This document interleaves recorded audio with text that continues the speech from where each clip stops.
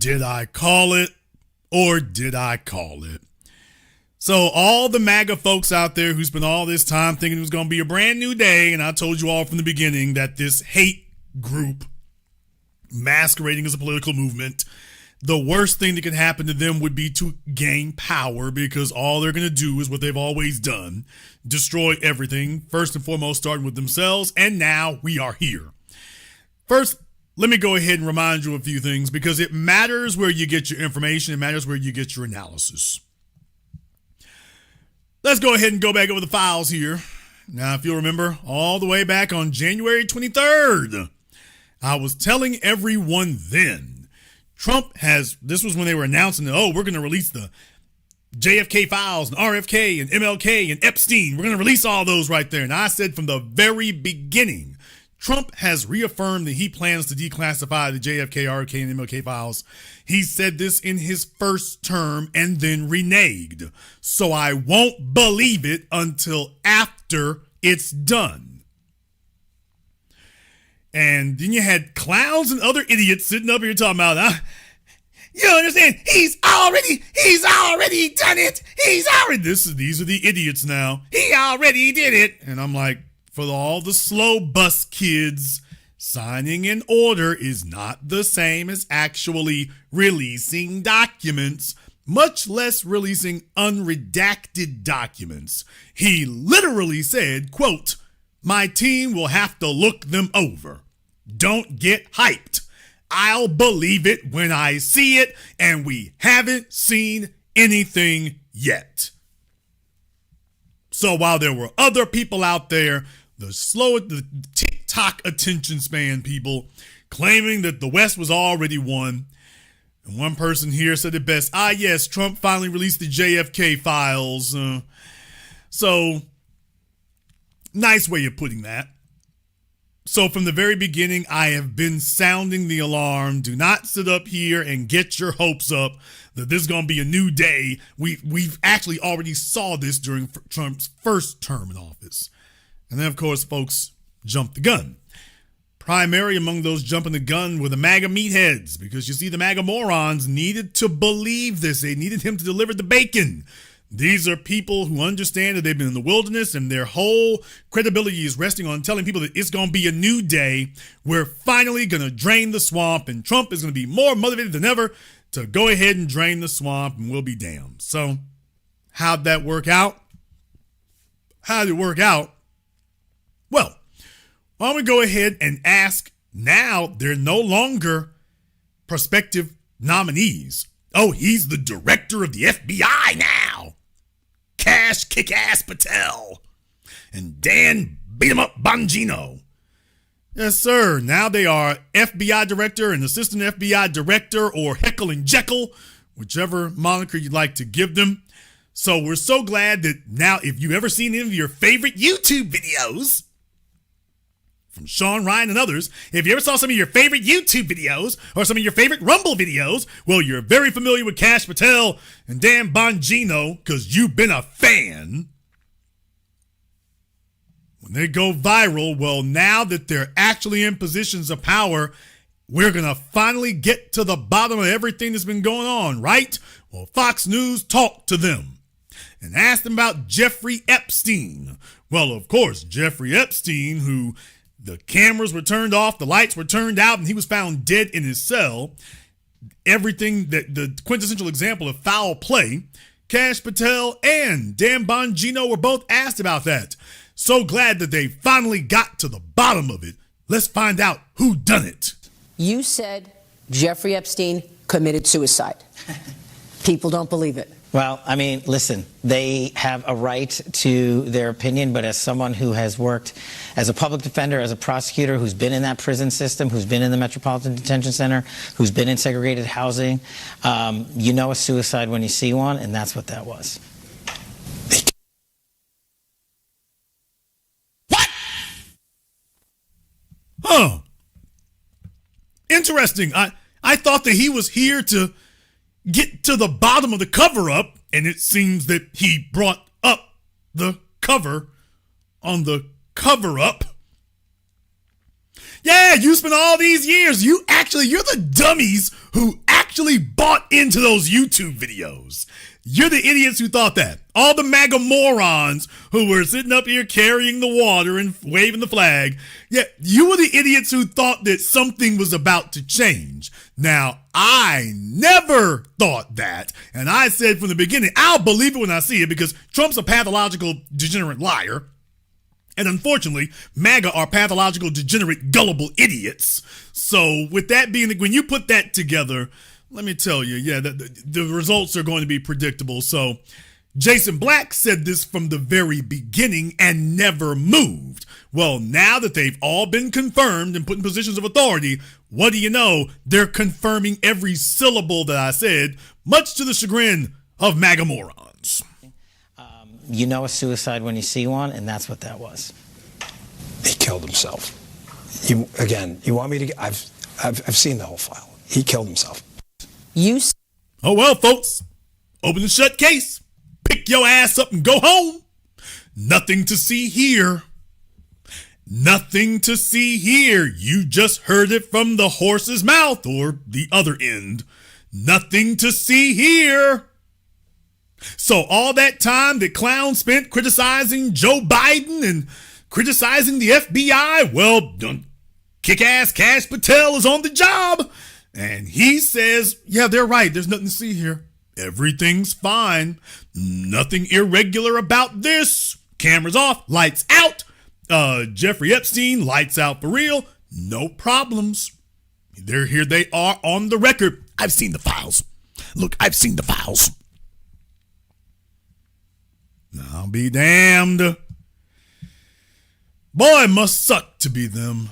It must suck to be them, to be this gullible, to be this dumb, and to still be walking around here. It must suck to be them. It really, really does have to be. Well, maybe we got some other things on here, Maybe there's some other things here. Don't worry, MAGA morons. I'm sure that you all are sitting up here this week. You've been taken on the chin. You done got your asses broken and blistered. But things are going to look up, right? Hey, why don't we ask about the Trump assassination attempt? Surely they found something there. And matter of fact, fortunately for us, Maria Bartiromo asked them about that. Okay, so that first one there, yeah, that was a big fat mud pie in your faces. But fortunately, they've gotten to the bottom of the Trump assassination, and they started to see some things that should let you know that there's a conspiracy going on here. Certainly that's the case. So let's hear what they had to say when she asked about that. On the assassination attempts on President Trump. There's two reasons, two open, ongoing prosecutions. So 2 of the investigations are obviously closed because the individuals are dead, but there's 2 live prosecutions. What? So investigations closed because the individuals are dead. Okay, they're dead. Okay, case closed here. Moving right along. Jack Ruby. Moving right along. Oh, well, they're dead. Investigation closed. Nothing to see here. See, they're dead. Can't you see? We culprits right there. 2 reasons, 2 open, ongoing prosecutions. So 2 of the investigations are obviously closed because the individuals are dead, but there's 2 live prosecutions, and so we can't get ahead of the federal court case. A lot of that information will come out in the federal court cases, but we have personally invested our time in making sure that we have looked at any possible international connections to terrorism and adversaries alike. And we've both been down to Quantico. We've both done the laboratory testing. We've both seen the explosives analysis. We've both seen the firearm and physically held it. We are all in on these investigations. Are we going to be surprised at what you learned? You know what, Maria? Kash is not kidding. We've been personally briefed extensively on every single detail, nugget, tendril of this case. One is actively in court right now, so out of respect for the case, it's probably more appropriate that I stay quiet on that. However, I'm not going to tell people what they want to hear. I'm going to tell you the truth, and whether you like it or not is up to you. If there was a big explosive there, right? Given my history as a Secret Service agent, and my personal friendship as a director does with the president, give me one logical, sensible reason we would not have. If you can think of one, there isn't. There in some of these cases, the there you're looking for is not there. And I know people, I get it. I understand. It's not there. If it was there, we would have told you. How come? Damn! What? Damn! Well, there you have it, MAGA. Nothing to see here. Case closed. Ain't no conspiracy. Everything's just fine.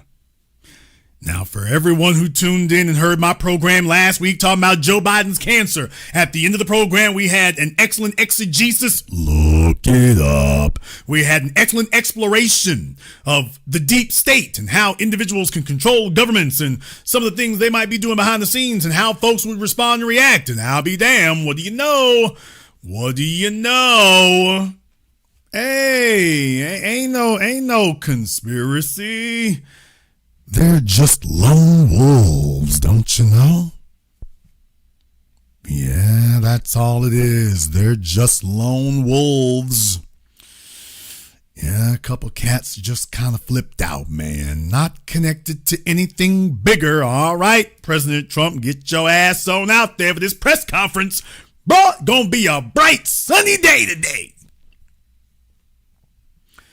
Get on out there in front of that podium. It's going to be a bright, sunshiny day today. While a person could see you from miles away and ain't no breeze blowing. Yes, sir.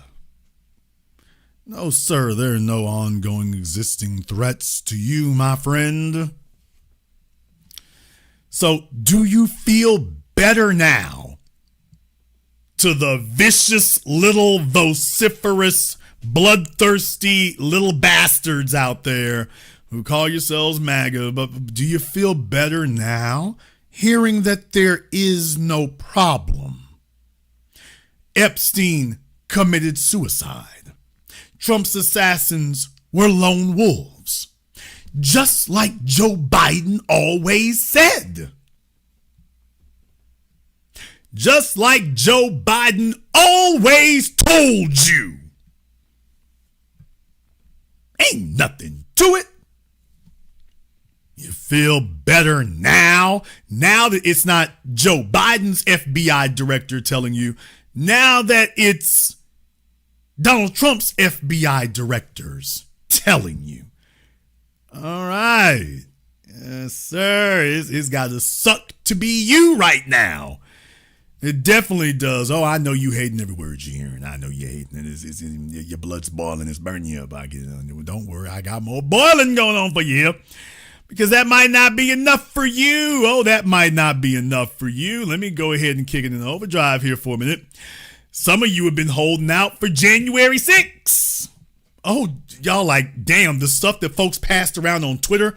Did Jason actually watch everything because there's even more body blows coming and even more body shots, them kidneys coming? Yeah. Oh, you were holding out for January 6th.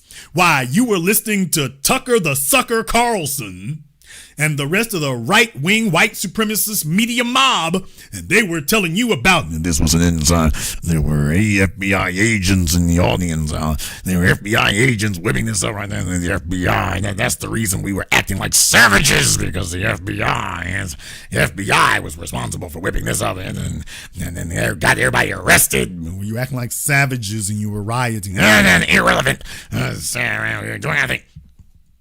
So surely you heard that they were going to investigate to find out who the quote unquote true perpetrators of January 6th were. It wasn't that you were a white supremacist violent mob like in Charlottesville, Virginia. It's not that. It's that the FBI, they were responsible for being agent provocateurs. But it's not because you were white supremacist savages. It isn't that. So, of course, once you get Trump in the office, then the investigation will begin, and they'll get to the bottom of that. Certainly, they're not going to come back and say that there's nothing to that, too, either. Right? And it's on its way to Capitol Hill right now. And they've asked, and they're getting them, and you're getting answers on January 6th. You're getting answers on what sourcing was utilized, what money was utilized, how many assets were utilized, who made those decisions. You're getting it. We can only control the FBI, but you're getting it from the FBI. Were there FBI agents undercover egging people on? Like I said, that answer is coming, and it's on its way to Congress. You're about to, I saw it. I saw the portfolio of information. We dug far and wide to find it. And I'm pretty sure now we have a conclusive, definitive answer. But you and the public are going to have it. You're going to see it in writing over to Capitol Hill. But I just want to be sure we're clear, having been an agent and a police officer. There is a difference between an agent. I know you know this. I don't mean to sound ridiculous. An agent, meaning a trained GS 1811 federal agent, and a source or an asset. There's a difference. So when you see the material, which I promise you is coming, again, I'm not asking you to trust us. I know it's coming because I saw it yesterday. When you see it, I just want you to understand that it's not an apology for anything. Thank you. But there's a difference between agents and assets. Yeah. And I just hope when people put that information out there, they make the distinction. Not that it's better or worse, but there's a distinction there.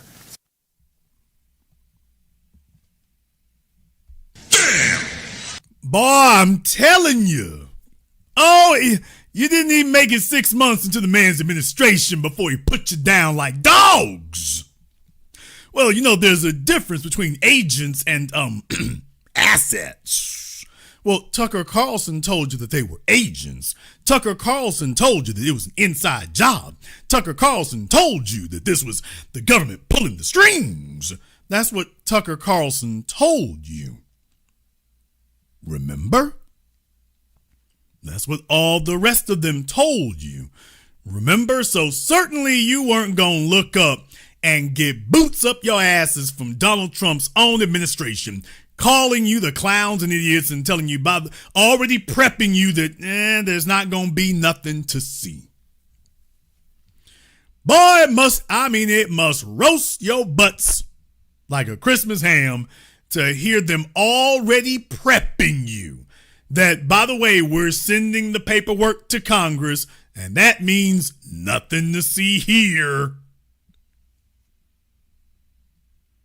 No, we're sending paperwork to Congress. You know what that means? You didn't hear them say an inkling or infer in any way about investigation or indictment. See, to the slow bus kids over there at MAGA middle school, you guys don't catch very much. Just because you're vicious mad dogs doesn't mean that you're smart. It actually means the opposite. So here's what you were looking for here, Slappy. What you were looking for, stupid, is to hear investigation and indictment. Now, that's what you were looking to hear. But conspicuously absent from Kash Patel and Dan Bongino's statements were anything about investigation and indictments. We are here to turn over our paperwork to Congress. He did not say that this is part of an ongoing investigation the way that they did about part of the Trump attempted assassination. Remember, Kash Patel was quick to tell you he can't say anything more because there's an ongoing investigation. But for this, they're telling you, we're here to turn in our paperwork. Oh, well, that means there's no investigation. Oh, he's not saying anything about an investigation there. Did you notice that's missing? Does he plan on dropping this at the last moment? Maybe they're going to wait to make their announcement of the investigation or the indictments when they get to Congress. Maybe that's what they're waiting for. And they just didn't want to blow the whistle here. And they didn't want to jump the gun in front of Maria and Fox News. They just didn't want to do that. Right? Hey, MAGA morons. Right? Things are going to be different now, right? We gonna drain the swamp now, right? We fought to. So glad we got rid of Joe Biden. Right? Gonna be a brand new day. Right? And other than giving a pardon or releasing the few January 6th folk who are still in jail, other than that, by the way, what's been different? Other than that, do you feel better now? Do you feel better now? Tender cherry booties, do you feel better now? You feel better now hearing it from the administration that you voted for? Does that comfort you more now? Now that you're hearing it, that in the words of Omar from The Wire, your man gave you up, and we ain't have to torture him neither. It's your man gave you up. You feel better now? Are you more pleased now knowing that your man done gave you up? Yeah, it's the same. Did you have to vote for a new administration to get this? What did you hear that you didn't hear from the Biden administration? What are you hearing? What are you hearing? Anything different? Anything different at all? Oh, don't worry, y'all. I mean, folks are mad as hell over there. They are mad as hell over there, boy. I mean, especially for the folks who sat up here and put all their little funky credibility on the line. If looking stupid was an Olympic sport, these guys that have medals, I mean, just hanging off their arms and legs and every damn thing else, it would be absolutely ridiculous here. Oh, yeah, didn't I just mention somebody? Speaking of Tucker the Sucker Carlson.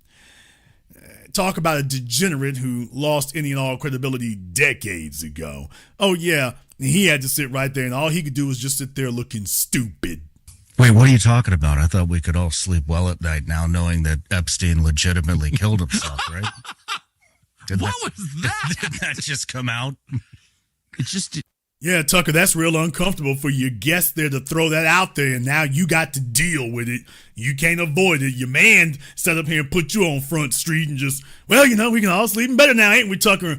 Boy, Tucker trying to laugh it off like, damn, you bastard, why would you do this in front of everybody like this? Wait, what are you talking about? I thought we could all sleep well at night now knowing that Epstein legitimately killed himself, right? What was that? Did that just come out? It's just two guys that I really like. I mean, I love Bongino, but he's a friend of mine. But you weren't convinced by that? No. Why? I mean, just I've dug into that, and it's just so spooky what's going on with that, and how nobody. I mean, how do you charge a guy with sex trafficking when there's no end users that have been charged? Who did he traffic to? Okay, you might want to talk to Diddy, my friend. You might want to talk to Diddy about that one right there. Diddy sitting over there like, yeah, how you going to charge me with trafficking? Well, that's a great question. I don't know. You got me on that one. I mean, right? How do you charge him with that if there's no? I mean, if that's where the trail starts, where does it end? We haven't. So, I think there's just a lot more going on than the majority of people know about. What do you think that was? You think there's a lot more going on than people know about? Now, please understand, Kash Patel was on Sean Ryan's little YouTube channel, remember? So Kash Patel was there. This is a damn awkward ass moment. This is an awkward moment here. Y'all sat up here and boosted Kash Patel's name, told everybody he was the chosen one, he couldn't be bought off, couldn't be compromised. We're finally going to go ahead and expose all the secrets and blow the lid off the deep state. Kash got in there and said, ain't no deep state. What y'all talking about? I'm FBI director now. Yeah, I took a look at everything. Ain't no deep state. Ain't no MIBs. Ain't none of that. I looked into it. Get your ass out my office. You don't have to be single-digit IQ points to be the typical MAGA moron. You don't have to be, but it helps. What do I think it was? Yeah. I think it was a blackmail operation. What do you think it was? I think it was a blackmail operation run by the CIA and the Israeli intel services, and probably others. You know, French intelligence always has a hand in everything, I've noticed. So probably them too. You know, but the usual, you know, darkest forces in the world colluding to make rich and powerful people obey their agenda. I mean, look, though, I don't understand why nobody has come out on it. Nobody has come out on it. Well, Cash came out. Remember, Sean? He was on your damn show. Cash came out. Remember? Deep state and all that there. I don't know why nobody comes out. They came out in your damn show. Remember, Sean? That YouTube boosted to the heavens. They always boost these right wingers, and they always boot these folk here. Yeah. They always do that. All these ex-military people and trying to look like they're fresh off the plane from Iraq. Okay, they did that, and how'd that turn out for you? How'd that turn out for you? This is awkward as hell. You sat up here and told people, promised people that this was the man, put all y'all's credibility on the line for it, and then poof, gone. Because you can't say that it's the CIA and Israel and the French, and then Cash Patel shows up and starts pulling the water, towing the line and carrying the water, and it's not him too. You can't say it's the CIA and the rest of them, and then Cash Patel shows up and he agrees with the CIA and Israelis, and he's not part of it, which is what they're not saying. Who's been blackmailed? It would have to be Cash too, because he's telling you ain't no issue. After you all spent all these years promising everybody that he was maligned and he was wronged and that he was wrongly accused of things and improprieties, and now that he's directed by, you can't back off of this now, buddy. You got to hold this L. Right? I mean, because if you paint the scenario, I mean, you get on a jet, maybe you're totally innocent, you don't know what's going on, two hot women come out of the whatever stewardess place, come out, and one thing leads to another. Yes. I mean, and then what happens? They go, oh, we got you. You're on camera. And by the way, these girls are 15 or 16 or whatever the hell they were, right? And, but I mean, yes. If you're a married guy, it's pretty fucked up that you're doing that. But I mean, it's nothing new under the sun. So why wouldn't you just scream blackmail at the top of your lungs? Like, I didn't know this is what happened, and just come clean on it. Why do you think? Because they're repeat customers. Yeah. Then that's not blackmail. Because they're so deeply implicated that they can't actually get out of it. Yeah, maybe not. I don't know. I mean, there's also... A repeat customer is not blackmail. Will someone please appraise Sean of what blackmail is? And you're not a repeat customer, but also being blackmailed. It doesn't work that way. This is what they're up to here. Folks, you don't want to see it. You don't want to see it. If you go type in Cash Patel Epstein suicide on Twitter, you go type that in and get the results from it. I mean, you take a look at what the folks were saying. How can Americans ever trust you when the cause is dear to your heart is to defend Israel? FBI Director Cash Patel and Deputy Director Dan Bongino confirmed that Jeffrey Epstein died by suicide in jail. Are they protecting him under the law since Epstein was an FBI informant and Mossad? The cracks have begun to officially form. You go from one place to another and you're starting to, this is what you see, folks. This is what you see. This is what you see. Glenn Beck, there's Glenn Beck. Y'all, they got to swallow the hot sauce. Oh, it's a rough ass week. It's rough. It's been rough on them. Cash Patel admits Epstein killed himself. The deep state doesn't exist. Okay, swallow it up. Swallow it up. Oh, no, people, if you type it in on Twitter, these are the results you get One after another after another. It's a steady flood of people. Steady flood of people. I mean, they're going at them. It's rough over there, man. Steady flood of them. Why would they trust deep state FBI investigators that serve the Democrat establishment? Because it's the Republican establishment too, stupid. You all can go over there and go take a look at that, and all you can just see is a stream of it. You just see a stream of it that just keeps going. So when I told you that they're turning on them, man, they're turning on them. When I told you that they're turning on them, that's exactly what it is. They are, the cope is as thick as concrete. The cope is as thick as concrete right now. They don't know what to do. They bet all their chips on that election. They bet all their chips on that. Now, fortunately for us, we didn't have a dog in the fight. We didn't have that, but you have to understand, you see, you can't tell everybody that Kash Patel and Trump are going to be the saviors, and then Kash Patel and Trump get in office, and it's more of the same. So this has to be a rather crushing moment for them. This has to be a rather crushing moment for them to have to sit there and watch that and see that happen. This has got to be a rather crushing moment. After all these years of being so certain how things were going to go. Man, sucks to be you if you were supporting these folks. Sucks to be you. Pretty chill for us over here. We're not disappointed at all. And we're not looking stupid either. Speaking of which, hey, you know, there's other folks over there pretty salty too. James O'Keefe, who is currently attempting furiously to get himself back into his own company, Project Veritas, back into his own organization. Although there are some things I think would be well worth listening to and watching here as well.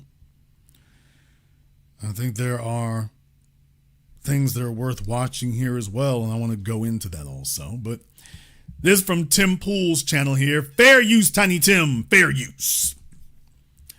Fair use, Tiny Tim. Well, O'Keefe had a few things to say about the Epstein files as well. From the Washington Times, and I love how this is framed. This one's just for you, James.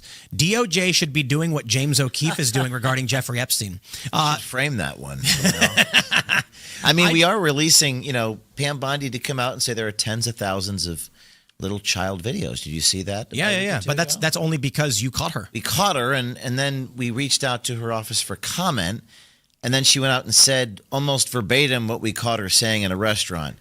That was it. There are tens of thousands of videos of Jeffrey Epstein with children. Little child porn videos, apparently, and all this evidence. And as far as I know, the FBI, the DOJ hasn't released anything, right? They released some binders a few months back. I don't know what that was all about. But so O'Keefe Media started releasing video and images of inside his library, inside his temple, some weird cryptic messages, some strange statues, and how were you able to get access to this? Can you say? A source inside the government. Wow. It's called being white. That's the source, being white. Oh, because my goodness. You're a reporter. Yeah. You know how it works. But what's interesting is that the people trust, us versus their own FBI. Mm-hmm. Well, we've been covering your videos on the Epstein stuff at the Post. Their own FBI. Wait a minute. I thought it was your FBI now. We got all those rogue elements out of the way. So I thought you can't say it's somebody else's FBI. This is yours now. This is the FBI you wanted, staffed and headed and directed by the people that you chose, that you cheerleaded for, that you stomped for, that you advocated for. This is your FBI now. You can't try to infer or imply this is somebody else's. This is yours. This is yours now. And O'Keefe has got a lot to be upset about here, by the way, because remember, the FBI raided his offices under Joe Biden. They raided his offices, and then he thought Trump being in office was going to help him, and Trump and friends are upholding what the Biden administration did. Oh, it's got to be tough on him. Yes, sir. The FBI raided his offices. He was just sure Trump gets in the office, we'll get all this sorted out in short order. And I'll be damned if Trump's FBI is upholding what Joe Biden's FBI did. Thank you for being a useful idiot tool, Jimmy. There's a lesson to be learned in here somewhere, though I doubt you'll actually get it. Millennial and readers are reading it up. I got some heat for publishing this because people wanted names. They wanted something more severe. And I think we'll get there. Mm-hmm. But the sources, Tim, they don't trust the government, obviously. So that's a pretty cool headline. I like that headline. I just wanted to, I don't know if your producer or someone could pull up this affidavit in the show, but this is how much I don't trust the FBI, okay? The probable cause, they redacted every single word of the reason they used to raid my newsroom. Every single word. And that's just a raid of a newsroom. I don't have a lot of faith. And you know what everyone's been asking me this week, by the way? I don't know how to answer this. Is what do you think of Cash and Bongino saying that Epstein didn't kill him? Y'all heard what James just said. The FBI redacted every word of why they raided his offices. And Trump's in office and ain't nothing changed. Nothing has changed. He still has no idea why they did that or what the justification was. And he's not on his way to finding out either. He wants to change the subject to Jeffrey Epstein. Every single word. And that's just a raid of a newsroom. I don't have a lot of faith. And you know what everyone's been asking me this week, by the way? I don't know how to answer this. Is what do you think of Cash and Bongino saying that Epstein didn't kill himself? Everyone's asked me that question. Or how about that there is no there in the Trump assassination plot? Well, that's another one. Yeah. But particularly Cash and Bongino. Do you have a thought on that? The reaction? I mean, I have plenty. I mean, one is that they're giving you the official FBI line because that's, as the FBI, all they can give you. That's what they were given to say. Not that someone told them to say it, but that they open up a file. It's got nothing in it. And so what's the official position of the FBI? I think in terms of investigating Epstein and... Did you all hear what Tiny Tim just said? Tiny Tim just told you, well, it's not because somebody else told them to say it. Why they came to these conclusions based on what's in the files and what they can actually see, so they can't really go beyond anything other than that. But it's not because somebody else told them. So Tim Pool is supporting the government narrative. All of you folks out there who were talking about Joe Rogan and Tim Pool while they used to be Democrats and now they're straight shooting right wingers. Okay, well then now you got to hold this L along with them because Tiny Tim is standing with the FBI. Tiny Tim is doing that. So if you were supporting them, man, you got to march in lockstep. You can't break ranks now. Oh, it's too late to jump ship. Now you along for the ride. So he's upholding the government narrative. So you got to roll with it. He just told you. It's not because Dan and Cash were told what to say. It's not that. Okay. All of you who were supporting the MAGA morons, get your ass back on this bus. You taking this trip along with them. You've already paid for your ticket. There is no getting off now. So whether it's from the government side or the internet white supremacist media side, it's the same thing. Do you feel better now? Now that you're hearing it from your right-wing government officials and your right-wing YouTube commentators that you pumped up and gave millions of dollars and millions of hits to and millions of followers. Now that you're hearing the same thing from them that you were hearing under Joe Biden, everything's cool now, right? Everything's cool now, isn't it? Certainly you're not still arguing over it. and claiming that there's untoward behavior and unscrupulous behavior going on, certainly you're not saying that, right? Potential criminals. The challenge that Dan and Cash are going to face is that if they come out and say things that are not backed up by evidence within the FBI, it can compromise their prosecutions in the future. So they're between a rock and a hard place. They have to give you the generic government response, even if, so it's hard to know. Do they have a metaphorical gun to their heads blocking them from doing this? Or are they basically saying behind the scenes, if we went out and told people what we actually thought was going on, it could compromise our investigation? So there goes Tim. Well, maybe they're blackmailed. Maybe there really is an investigation still going on, and they just don't want to compromise it. They sound like the Obama people.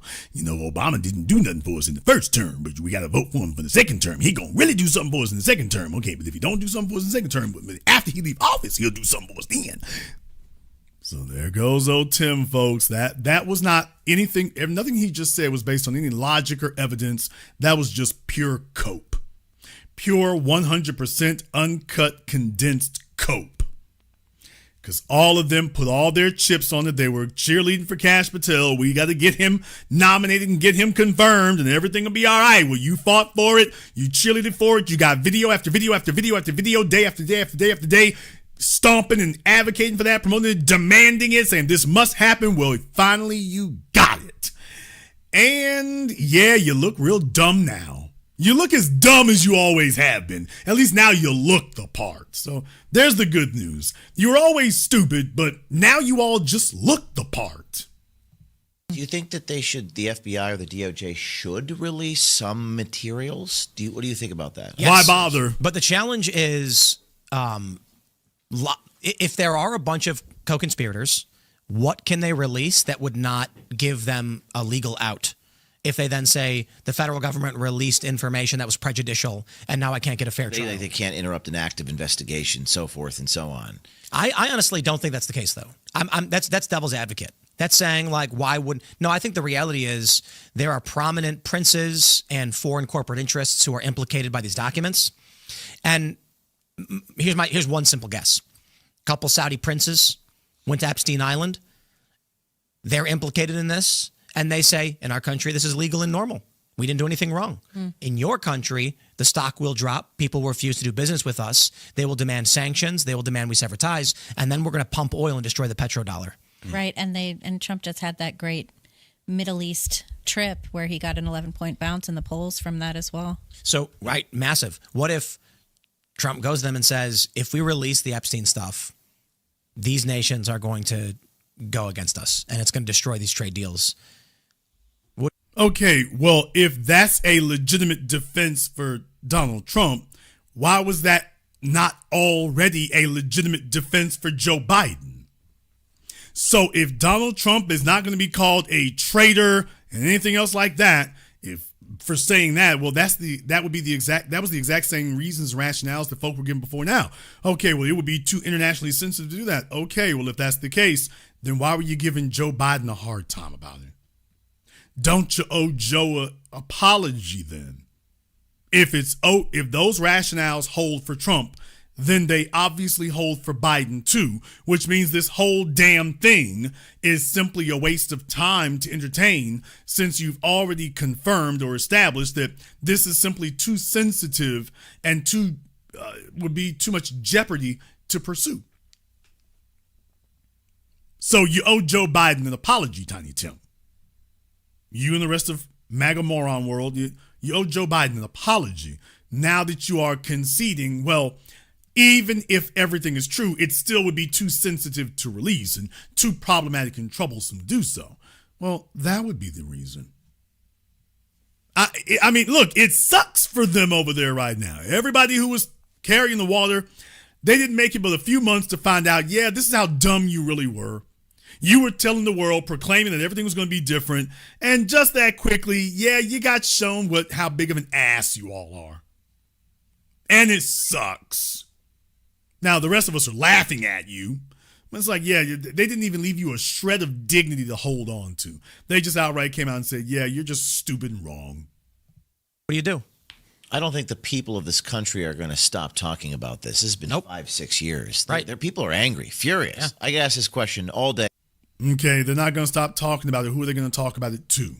Freedom of speech is a wonderful thing so long as nobody's listening, and the people in power are the ones who have to be listening. So folk are not going to stop talking about it. Okay, they've been talking about it all this time, and it changed what?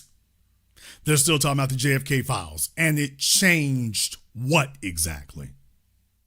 Every day in the Panera Bread close to your studio, guy, hey, James O'Keefe, what'd you think about Dan Bongino and Cash, literally 2 hours ago, near your facility here? I think it's up to the citizens, the citizen journalists, people like yourself as well, to do the reporting. We have a role to play, right? The fourth estate, as they say, to bring the information forward. But anyways, yes, Epstein's island, very strange. James, Strange. in several years. Boy, I'm telling you, it's all going to hell over there right now, dude. It's all going to hell. You think they're going to be able to hold after this? You think they're going to be able to hold after this when they bet all their chips on this? This is why people who can't stand each other, this is what they all were holding on for there, because they were, well, eventually this is going to be this team of rivals, this team of enemies here. And they thought to themselves, well, don't worry, it'll all work out. It'll all work out, remember? That's what they were saying. It's all going to work out.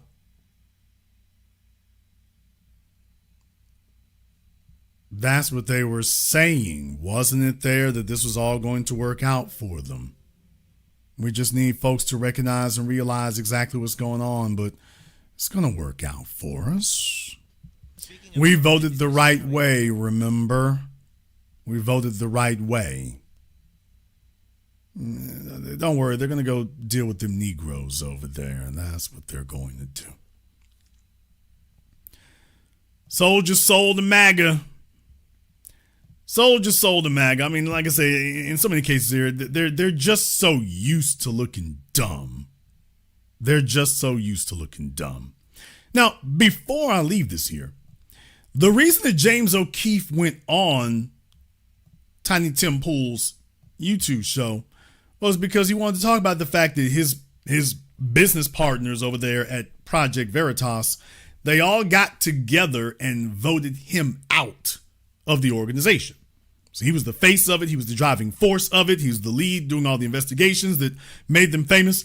Well, all of his buddies got together and ganged up on him.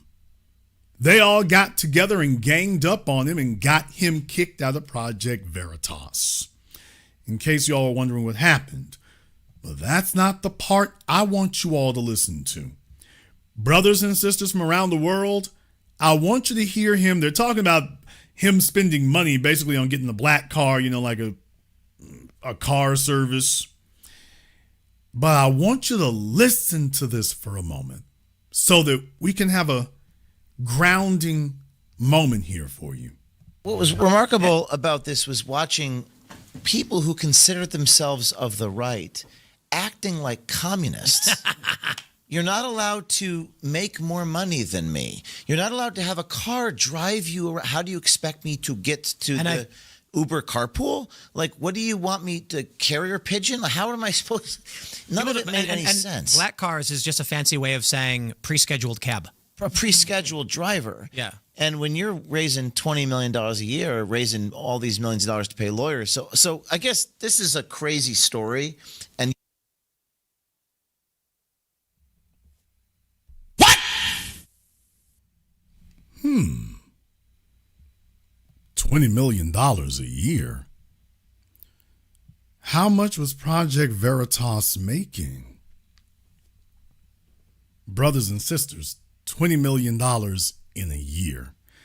I want you all to think about something. White supremacy is very well financed. I need you to keep that part in mind.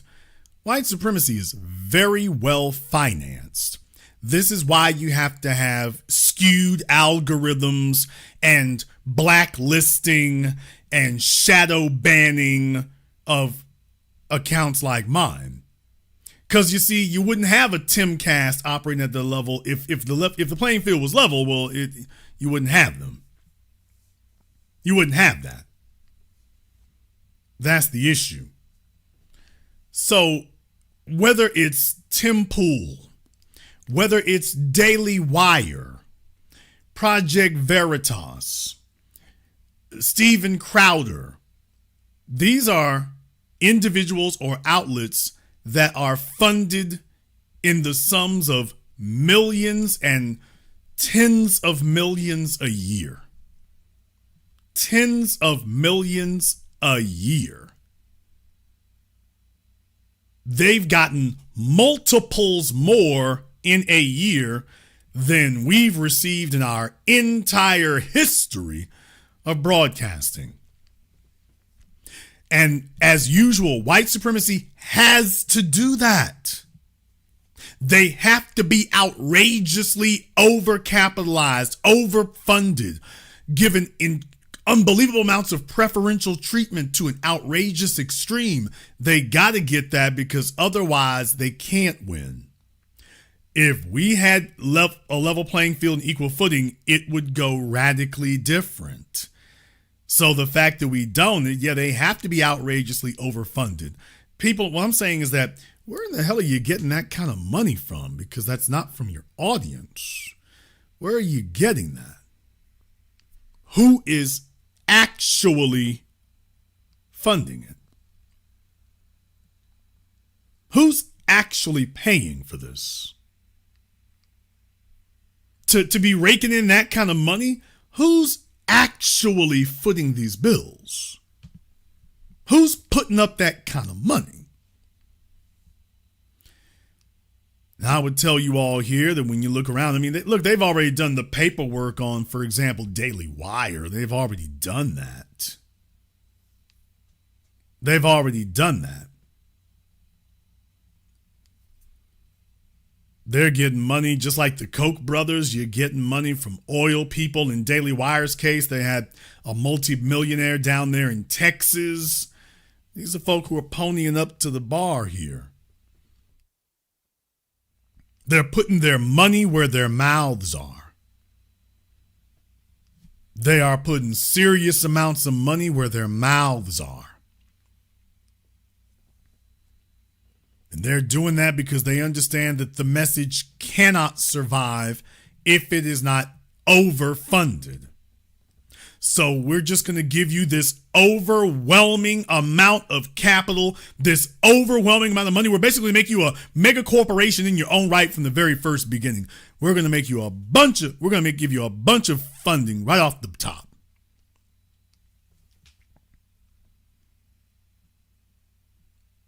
In amounts and magnitudes that you're not seeing anywhere else. Where's the investigation of that, by the way? I find that to be curious. Then you turn around and find out that they're arguing with each other. One of them is sitting there in a mansion telling James O'Keefe, one of his buddies was telling him, you wish you could afford that. So, yeah, we see where the money went, but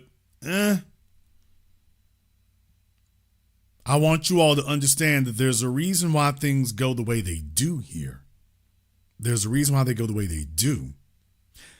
We ain't got no car services over here.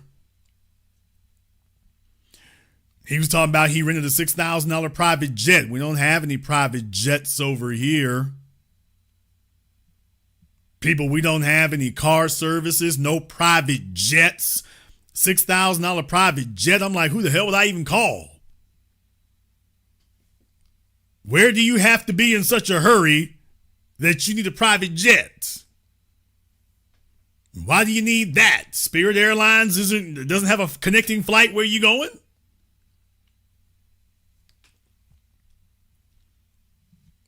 I want you all to understand that it's not accidental. This is what these folks are doing it for. They're doing it for money and power and influence. And what has happened is now that they've become funded, now that they've got their money, power, and influence, oh, what do you know? The long knives are coming out and they're starting to shank each other in the back. It's created a scramble for the ball. They're cutting throats. They're stabbing backs and cutting throats now. They're stabbing backs and cutting throats and looking to see who they can vote off the island, because it's very imperative that you do that. As I warned you all here last week, as a gentle reminder that these folks cannot be trusted. These folks cannot be trusted like that. If we disappeared tomorrow, they would simply take up where we left off at. If we disappeared tomorrow, they would simply continue doing what they were doing before. That's what they would do. Case in point here, a post I shared on my Twitter from Tommy Lauren. What is going on? Stop it, Israel! Oh boy, she is foots up, ain't she? What is going on? Stop it, Israel! Well, she say, oh, let me grab these door hinges for you, yank me up out of here. Stop it! Stop it! Stop it! I cannot live in peace! I will not be silent while there's a genocide going on! No weapons to Israel. Stop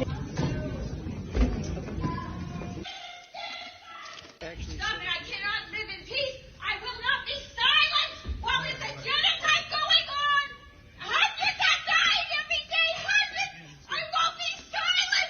You can't do this genocide! The world is watching!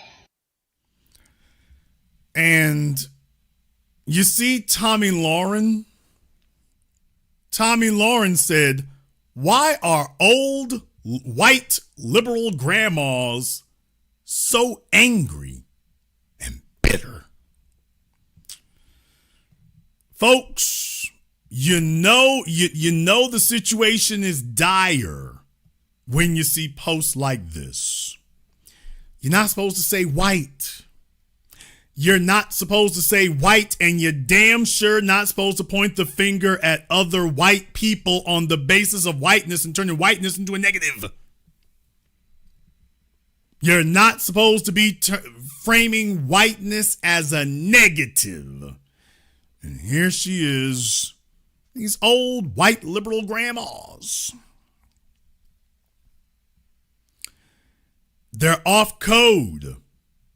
Here's the point. The point is they're off code. And the reason that Tommy Lauren is pointing out their whiteness, for those of you who understand, is because Tommy is alerting you that these are traitors. The problem is that these are not good whites. She's letting you know that this is the enemy within. They are not good whites. They're not responsible whites. So she's pointing out that, by the way, that there are white folk out there who are off code. And if you're white and off code, well, there's only one way to deal with you. Just one.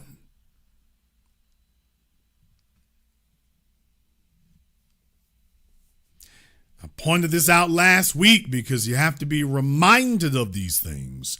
That they're going to sit up here and tell you that, well, you know, black folk, we understand it, but there is no similar issue.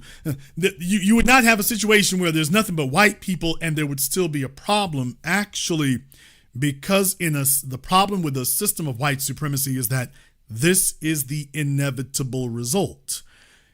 Once they have eradicated everybody else, they will then start purging and saying, well, you're not white enough. You're not white enough. And now they've got a new enemy to target that they can rally everyone around. You're not white enough. And Jason, if they did get rid of the white undesirables, then what? Oh, next step, white women. What? Oh, yeah, next step is white women. Damn! Okay, now we got to put them back in their place. The conflict would not stop. It would simply keep proceeding. It would simply keep going.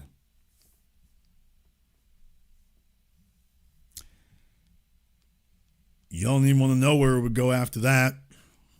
Rich or poor, affluent or not. So it would actually continue going. It actually would. It would not stop. MAGA is turning on itself. They have now erected a circular firing squad. I'm reminding you all because nobody else was saying this. I was saying this with certainty and conviction. I was saying this before Trump got elected. I was saying this when the election results were still very much in doubt. I was saying it when nobody was sure how it would turn out. I was predicting what was going to occur and telling everyone this is what it would be. I did a whole program where I sat there and gave you the whole breakdown about they're going to be going at each other. When they are given power, this is going to simply make them more of what they already are, and what they are barbaric, warlike beasts. And what will happen is that they are selfish and narcissistic, and that if you give them power, they will immediately start knifing each other. Just as soon as they think they are securely in place, they're going to start knifing each other. I even told everybody where it would start. I said, do you think that these ultra-rich white men standing there in Trump's White House are going to be able to stand each other for any real length of time? I said, no, Vivek Ramaswamy is going to be the first one voted off the island, and he was. And Elon Musk is going to have to watch himself after that. Elon didn't make it more than a week or two before he started stomping for illegals. I said from the very beginning how that was going to go, and that it was going to be the richest money men who were going to start fighting with each other first. I said who was going to start fighting first, and then I told you where it was going to go from there. After that, they're going to be giving each other litmus tests, and you're not pure enough. So they gave folks pardons for January 6th, but now they're saying, okay, we need the true believers.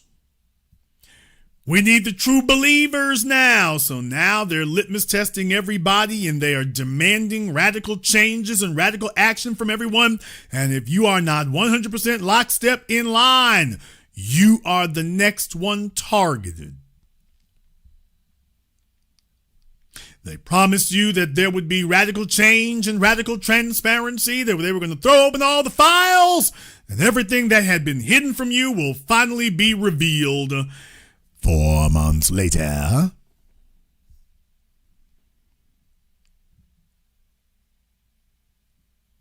How's that working out for you 4 months later? The Epstein files were turned into a gigantic publicity stunt. They brought influencers to the White House. They brought people there, showing some files, talking about the Epstein files, or they gave them little binders that said the Epstein files. Open it up. Oh, hell, there ain't nothing in here. Talk about a waste of your tax dollars. There's nothing in there. So, MAGA meatheads, let me explain to you where you went wrong. Where you went wrong was that, first of all, your gullibility was utilized against you. You have always been a pathetic, crumb-licking lot. You've always been that. You've always been very easily deceived. All they have to do is wave white supremacy in your face, and you'll basically go along with anything that they say. Well, you got played, stupid. They knew you were going to go along with that too, and now you've given them 4 years of power and influence, and you're just on the outside looking at the same damn thing. You never imagined that they would grab your favorite YouTubers and your favorite Fox News personalities and bring them into government. You figured these would be the ultimate outsiders. Surely we couldn't lose. And then you found out you can lose. You found out you could lose. You told everybody. You had your Trump signs in your yards for 4 years. You told everybody it was going to be radical changes and differences. You told everybody that's what it was going to be. You told everybody, and the only people who got radical change was Trump and his flunkies. Now they got radical changes for them. And I have very little doubt that they're probably going to pursue actions against their own personal enemies. I have very little doubt they'll do that. But as far as you, oh, you've already gotten everything you're going to get. You've already gotten everything you're going to receive. And ain't nothing else coming for you. You already got that.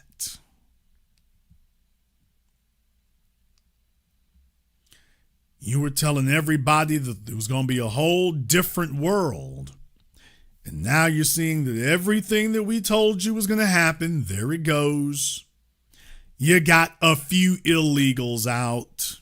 You got Trump trolling, doing white supremacist trolling.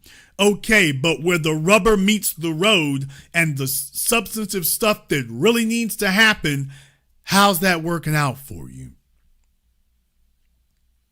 For the substantive things that you really needed and you were really looking for, how's that working out for you?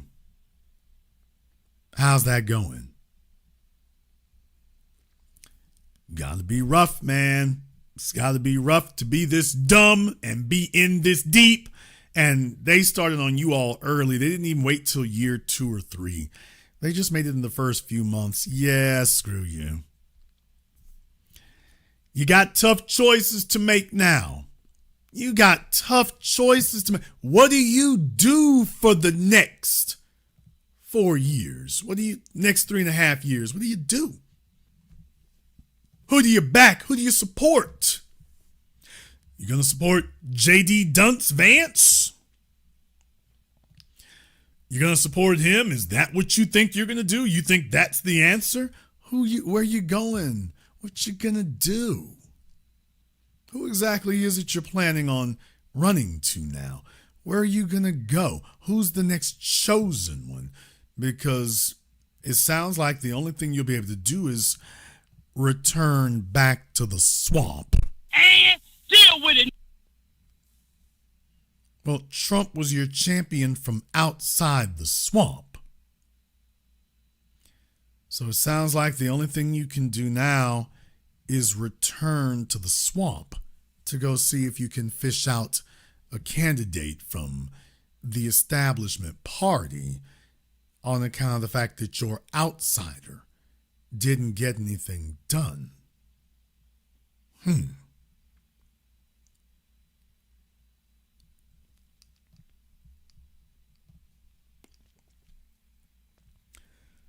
If Don Jr. were to run, is there anybody who thinks that that will not be anything more than a continuance of business as usual?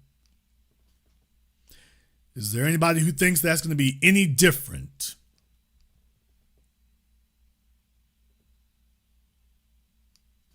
Anybody? Anybody think they're going to get some radically different change from what you already saw? You think this is a misunderstanding or a misnomer? Is that what you think it is? You think that folks just don't have all the facts or all the information? Or maybe, just maybe, you got your dumb ass played. Maybe that's the answer. Maybe that's what really happened. Maybe that's what occurred. And now you're all going to do what you have to do. You're going to do the only thing you know how to do. You're now going to continue fighting. Only now you're going to start fighting with each other. You've already started. It's already begun. You're going to start calling each other out. First, it started by the purge of too many of the brown people around you. So first you got rid of them. And then next, with the tragedy of the planes and helicopter collision there at Reagan Airport, you started going at white women. Auntie, chill. So you started going at white women then. So you are defined by the people that you hate and the people that you attack. So you're not gonna sit up here and have a moment of quiet reflection and recalibrate. No, you're gonna continue fighting. That's what you're going to do. You're gonna continue fighting. You're gonna keep fighting, and you're going to keep going at each other. You're going to keep declaring new enemies. You're going to have those of you who are pro-Israel, those of you who are anti-Israel. You're going to have those of you who are pro-government, anti-government. That's a tough one for you because, you see, if you're anti-government right now, you have to be anti-Trump. Damn! Oh, there is no safe place to go. See, that's your government now. So if you are anti-government now, well, you're anti-Trump. Yeah, take a look at how quickly you've had to spin on that one. So you see, you're going to have those, if you don't like what you've seen so far, you are now a heretic. You're a non-believer. You are now anti-government. But to be anti-government now means to be anti-Trump. So which one will it be? Which one will it be?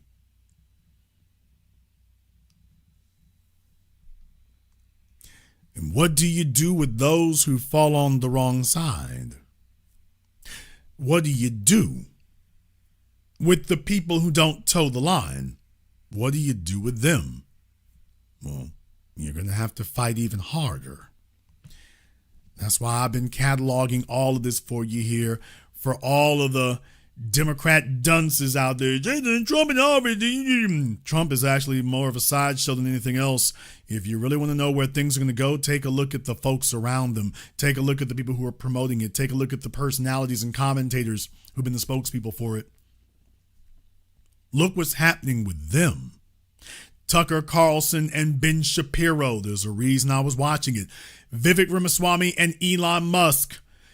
Tucker Carlson and Ben Shapiro. Every time you turn around, you're seeing that the circular firing squad is getting bigger. And everything has just started. I told you all from the beginning, I don't get nervous or rattled about these things. I also said that for all the folk who've been running around talking about we're going to normalize calling black folks niggas. First of all, you pay your money and take your chances. But second of all, by the way, we're getting you documented so when that pendulum swings back the other way, because it will, because it must, when that pendulum swings back the other way and you find yourself on the bad side of things here, have you thought for a moment here that the Justice Department is still persecuting Facebook? You think Zuckerberg is going to forget this? You think Zuckerberg is going to give this a pass, or do you think he's going to lay in wait until it's an opportunity and then he's going to deal with everybody who was involved?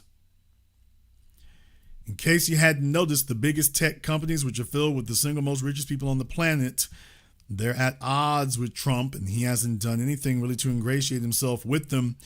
So just understand that you're going to make this a zero-sum argument here. This is going to be a war of existence.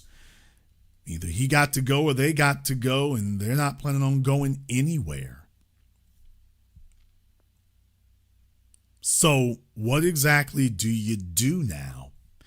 Are you going to attack Kash Patel and Dan Bongino? Well, many of you have already started doing that, but you see, you're not going to be able to continue doing that. What? Actually, you won't be able to continue doing this because, you see, you're not going to be able to destroy Kash Patel and undermine his credibility and then expect him to persecute us. You see, if you undermine him as you're currently doing, well, then now you have to be against everything, because anything that you do to support him or reinforce him, well, you're empowering him.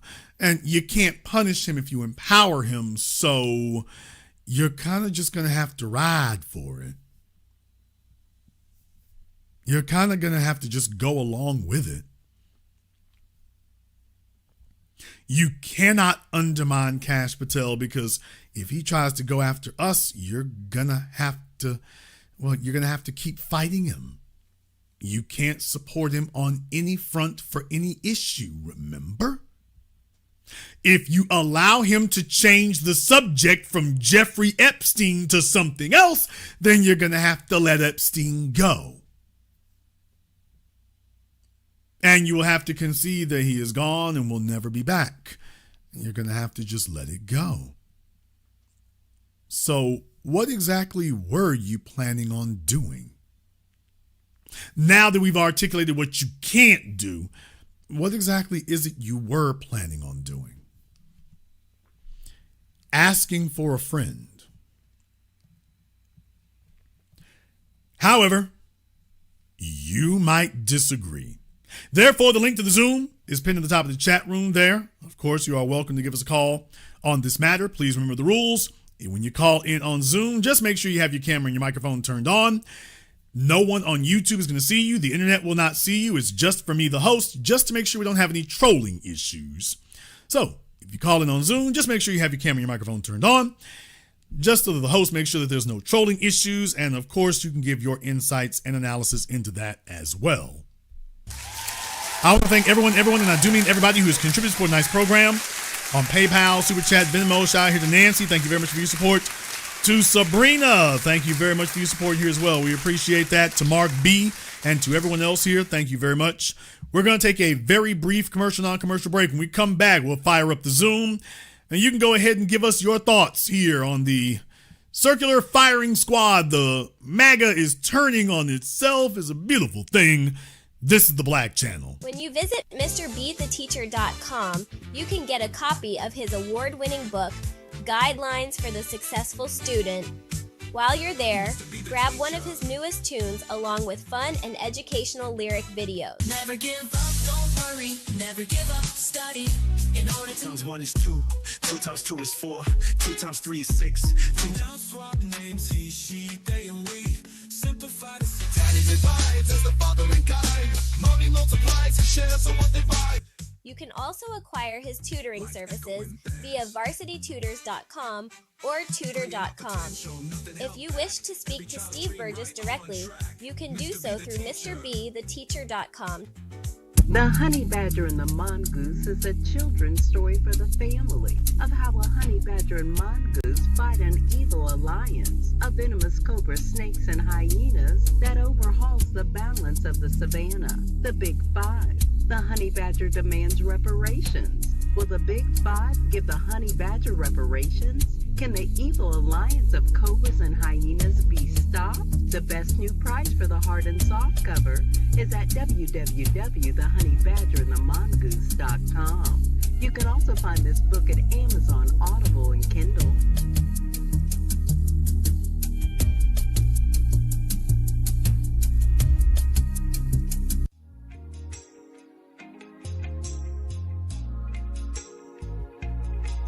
Order yours today to experience all the benefits of Ash Kickin' Body Butter. With skin so smooth and soft, you'll thank us for it. Shop Ash Kickin' online. That's ASHKICKIN.com.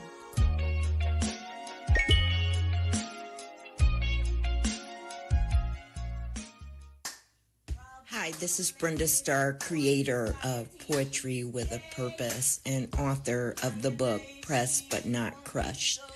Pressed But Not Crushed is an anthology of political poems that address current and historical issues in American descendants of slave population and African American population. The book describes slaveries and its residuals, Jim Crow segregation, social depredation, and other relevant issues to American descendants of slaves and African Americans, including the current political climate that does not address our issues. This is the Black Channel. I am your host, your brother, your humble servant, the Black Authority. Very glad to be with you all here this evening. Shout out here to Wesley, Wahib, and Najee, and everybody else here who support tonight's program. Thank you very much for your support here. We're having a conversation here tonight about MAGA turning on each other here. Boy, after all these years of talking about how if they ever got in charge, they were going to have their people on the inside. They would have their biased representatives who are going to go root out all the corruption and go find all the Democrat operatives and all the bad people and all the bad actors. And have they arrested anybody yet? What? By the way, folks, how many indictments have they handed down? How many arrests have they made? After all, hey, Kash Patel, you allegedly spent years. You shouldn't need any help, buddy. If you were actually targeted illegally, you shouldn't need anybody's help to be able to put together the case against the folks who did that to you allegedly, right? Why do you need any help with that, Kash? I was a former prosecutor and public defender. Great, then you should be able to assemble your own case. Hell, as a matter of fact, you should have already have had it assembled.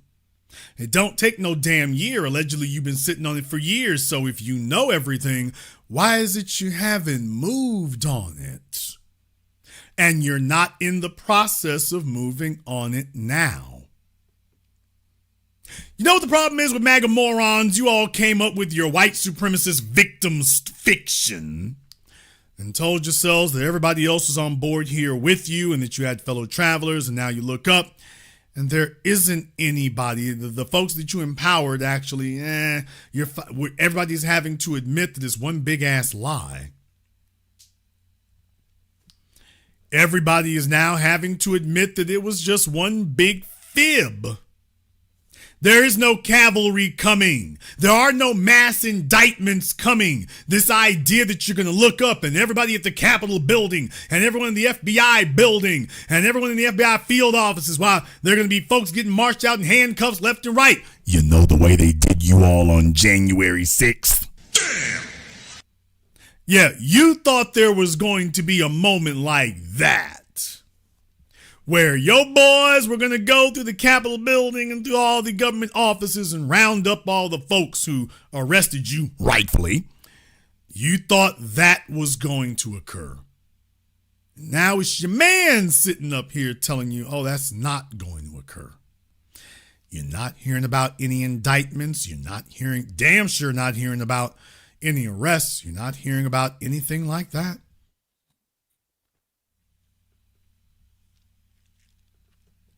Nothing like that at all. Nothing like that at all. And this is what you supported here. So now you're having to pass around rationales and cope and conspiracy theories and tell yourself they didn't really mean it. They don't really mean what they doing to you. They don't really mean it like this. You were telling yourself that they were, quote unquote, going to get to the bottom of the Hunter laptop situation. And then they're telling you ain't no situation to get to the bottom of. They're going to get to the bottom of Epstein. Ain't no situation to get to the bottom of. Assassination, ain't no issue there. January 6th, January 10th. Really?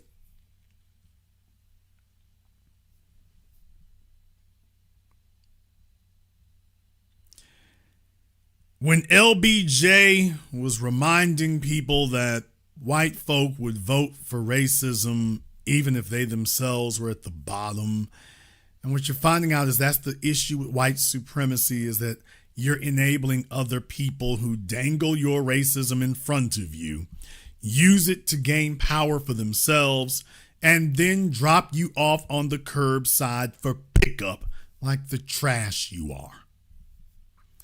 That's what happens. What do you do now when your heroes have come out and told you what it will be? Are you going to, have you thought about Dan Bongino? What's going to happen after he leaves government service this time? Did you think about that? Did you think about that?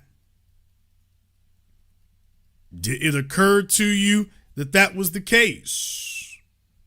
That maybe you were going to find yourself in a situation like that? They were promising you what it would be. Did they do that for you?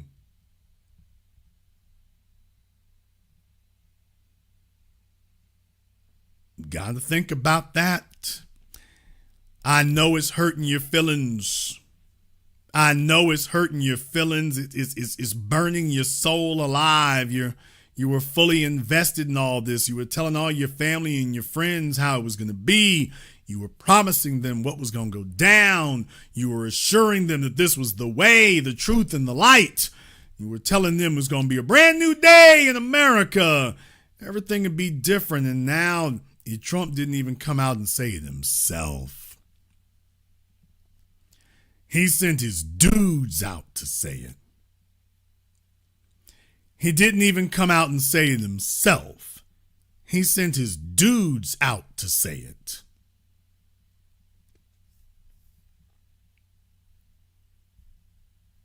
And at first they were trying to make it seem like, well, there might be something else going on. And then they let you know actually ain't a damn thing going on. We ain't doing nothing with it. We ain't doing nothing with it. How were you so easily fooled? How were you so easily bamboozled?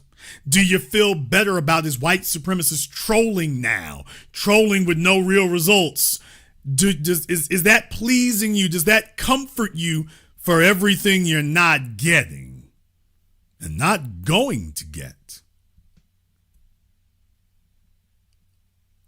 How are you going to stand by FBI Director Kash Patel? Because you can't sit up here and blow up his credentials and inflate his credibility and then turn around and say, oh, we're going to take it from him. It's too late.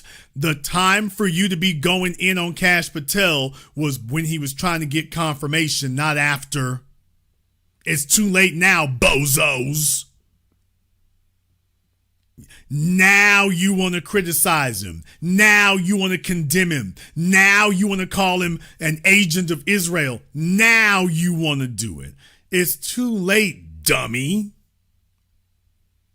He's not going anywhere.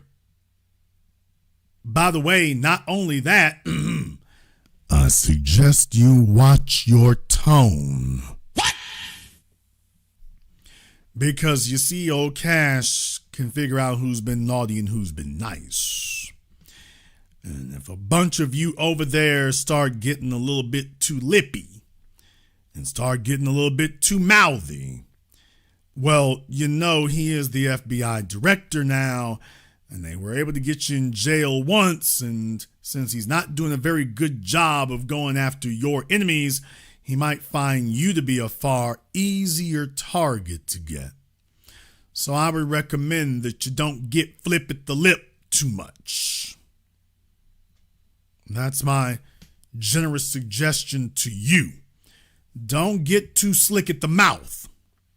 Don't get too slick at the mouth, and don't say too much stupid stuff on Twitter. Elon does have an office down this hallway from the president now, so that brings a whole new ominous dimension to Twitter now. And it will be the dissenters in their own ranks they're going after first. Remember, Donald Trump is not worried about the Democrats. He's worried about the Republicans. He's worried about MAGA. He's worried about the people sitting next to him.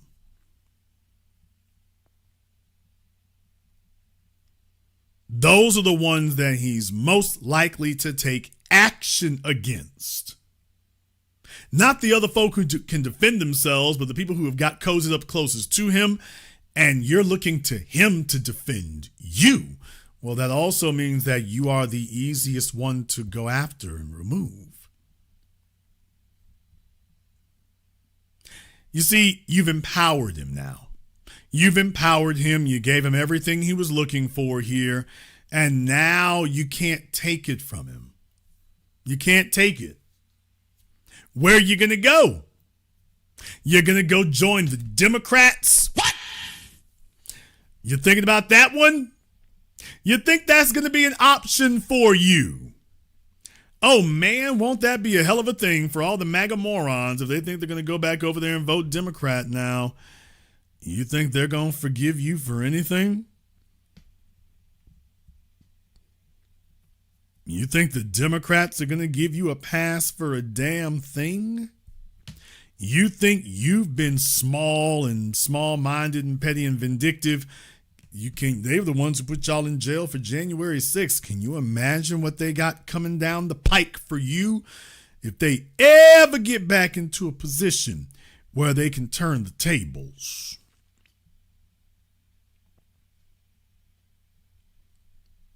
Can you imagine what's going to happen if that occurs? That they ever get a chance to even the odds? You think they're not making a list of you all as we speak? Now, Trump claimed he had a list, and then he don't have a list, and Kash Patel, we ain't got no list. And you all were like, hey, hey, hey, wink, wink. We all know there's a list. And there's Kash there. Actually, no, there's no list. You voted for these folk because you were assuming that there was a list. And now you're looking around and there is no list. There is no list.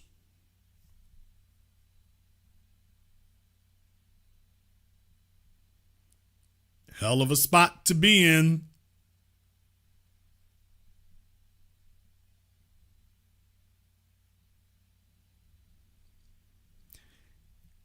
What you're going to see is the rise of the Laura Loomer.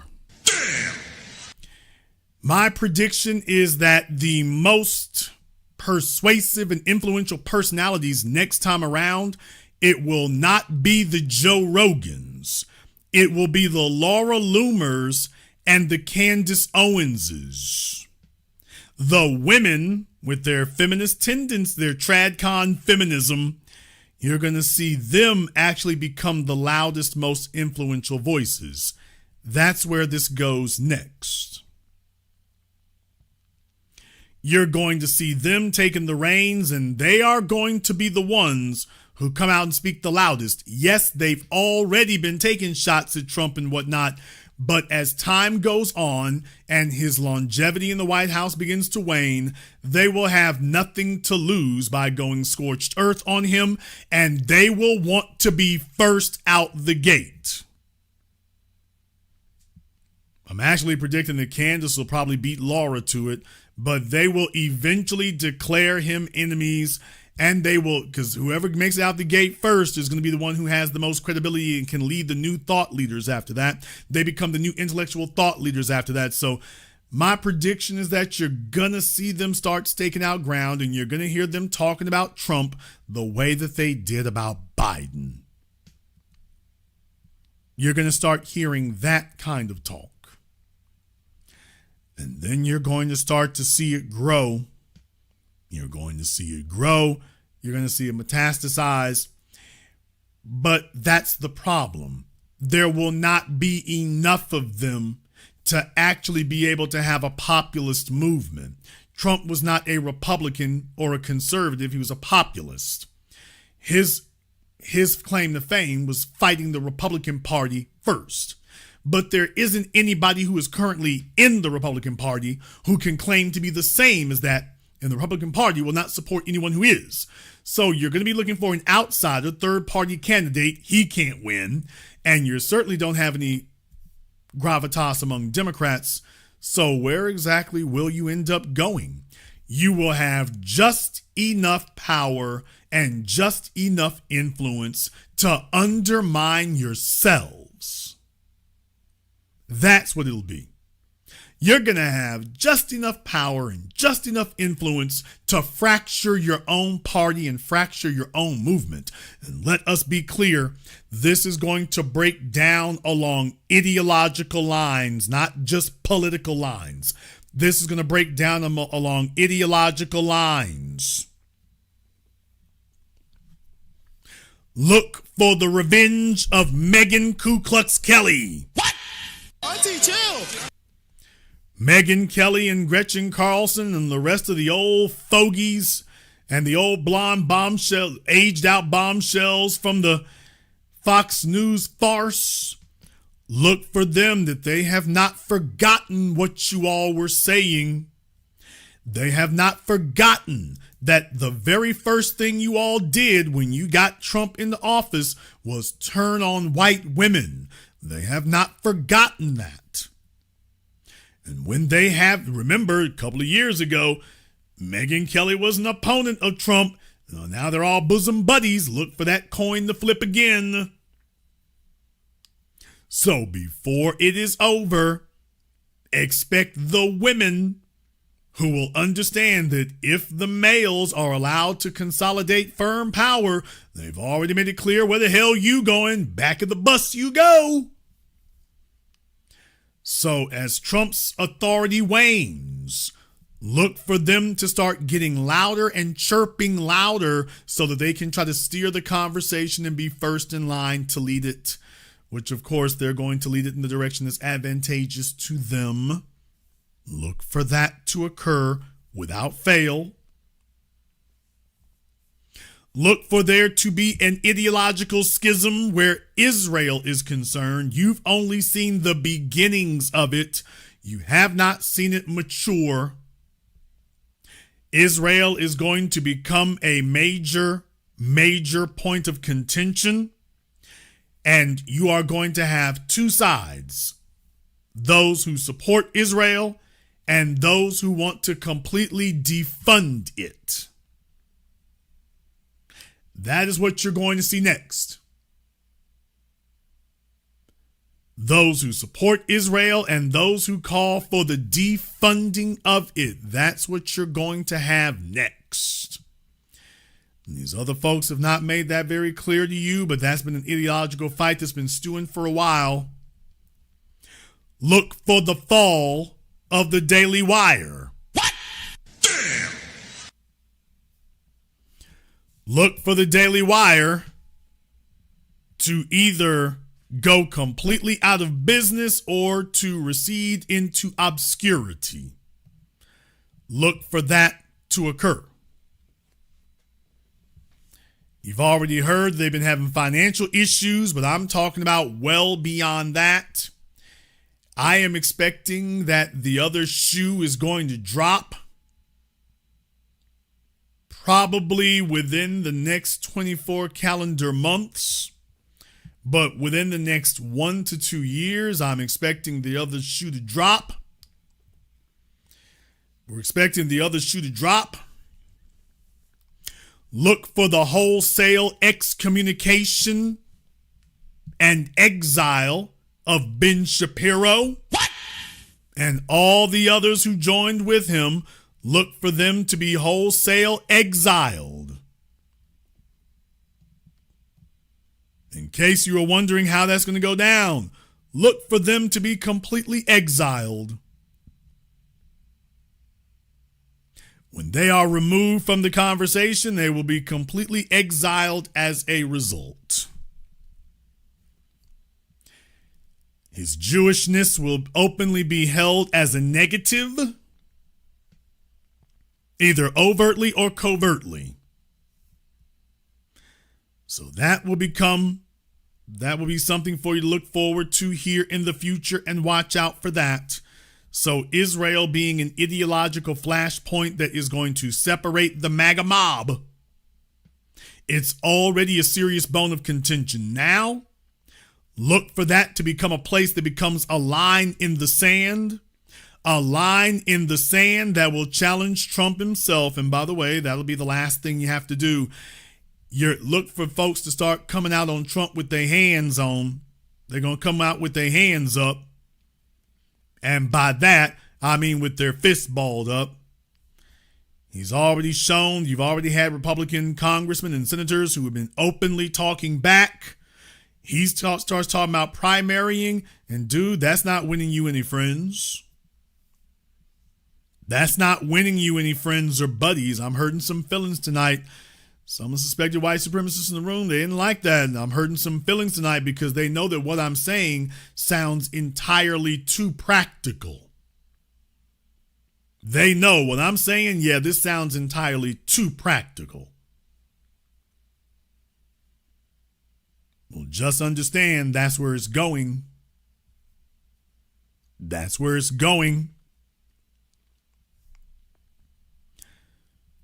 Look for these folks here to start fighting about the budget, start fighting about population numbers, start demanding that people take a firm side on it. That's going to be a difficult thing. That's going to be a difficult thing because you see, you can't alarm people about everything. And you can't have a situation where they're telling you everything is perfectly fine and then want you to get whipped up into a lather later. It won't work that way for you either. It's just going to be this very, very weak and awkward period for you. Look for people to become increasingly angry about January 6th. These folks were sold on a bill of goods that they would be avenged and that the Biden administration would pay the price. That's what they told you. That's what they sold you on. Do not expect these people to leave that alone and to walk away quietly. They are not going to be okay with that because they really can't be okay with it. Their names are on a list somewhere. Everyone who was involved and arrested for January 6th, their name is on a list somewhere. And just like the previous administration went after them, when another Democrat administration comes in, you will be in the crosshairs all over again. So you see, resolving this January 6th issue is of particular priority to the people who were arrested because they understand that any day they could come back after you and gin up something else against you. So they are desperately in need of getting this issue resolved so that the folks who could come after them are already ferreted out and that the government is filled with individuals who won't come after them. So you see, this is a deal breaker for them. The economy and COVID and Ukraine, yeah, those are all big issues, but none of those supersede this issue. Look for the right-wing media to begin fighting with each other. Fox News is going to turn first, have to delegitimize these other people out here, but look for the right-wing media to start going at each other, particularly online. Look for the right-wing media online as the Trump administration continues to collapse and now is wholesale losing the faith of its followers and its backers and its supporters. Look for the right-wing media, especially online, to start looking for the exits, which they're currently doing. They are currently edging their way around the corner to see if they can see an exit sign. And they will be the weakest ones because they're the ones who have to follow the trends. These are not individuals of principle and integrity. They're white supremacists. They have no principles or integrity. So as Trump loses popularity and as people begin to lose faith in him and as it becomes safer to take shots at him, then look for the MAGA morons of the internet sphere to start taking open shots at him, and it'll become a foot race to the door who can do it first. It'll be a foot race to the door to see who does it first. When the sharks smell blood in the water, they will be the ones to declare Trump's presidency dead, and they will declare that it was a missed opportunity, and they will go looking for who will be the viable replacement. They will go because they have to give you something. And they can't say Democrat and they can't really say third party. So they're going to have to try to give you something. So they're going to claim that there's something else you can believe in. They'll try to go find some other candidate that they say this is the one we need to back. So just like Trump fumbled the ball and screwed up his first presidential term, as he gets too old in this one and begins to repeat the same mistakes, which he's already done, look for even the most staunchest right-wing proponents online to start declaring him a dead duck.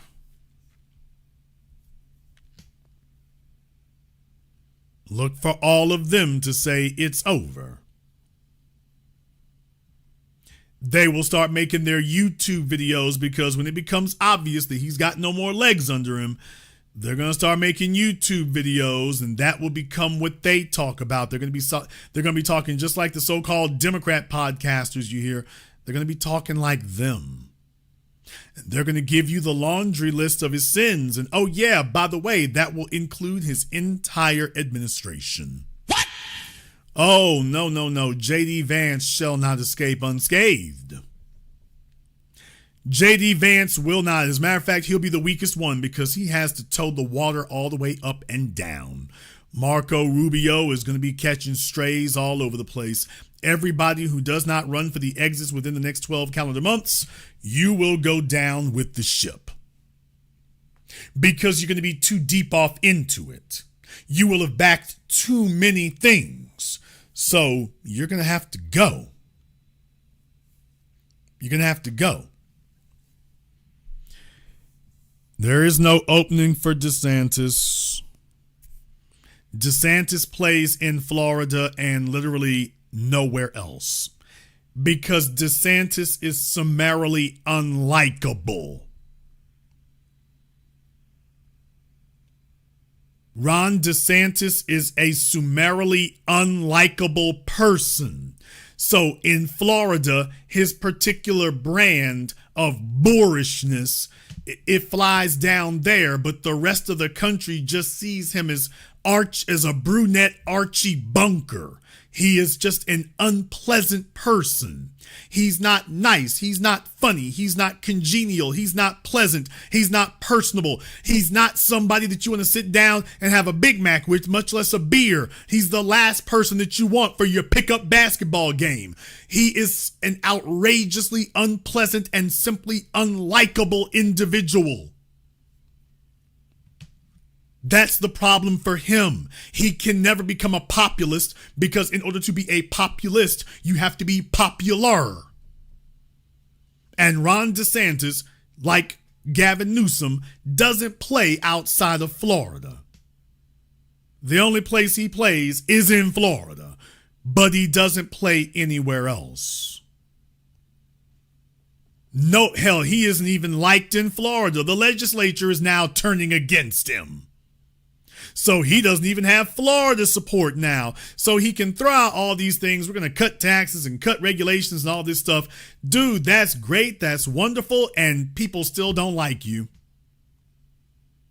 They still don't like you. So he plays in Florida. And up until recently, he was able to do that. Now he can't anymore. He plays in Florida and nowhere else. Nowhere else. So he's not an option. Oh, he thinks he will be, but he's not. I predict he's going to take another. I mean, I've always said he's going to try for the presidency again. He thinks he's running for a second term. He thinks he's running for a second time. He's really not. But he thinks he will. He thinks he will.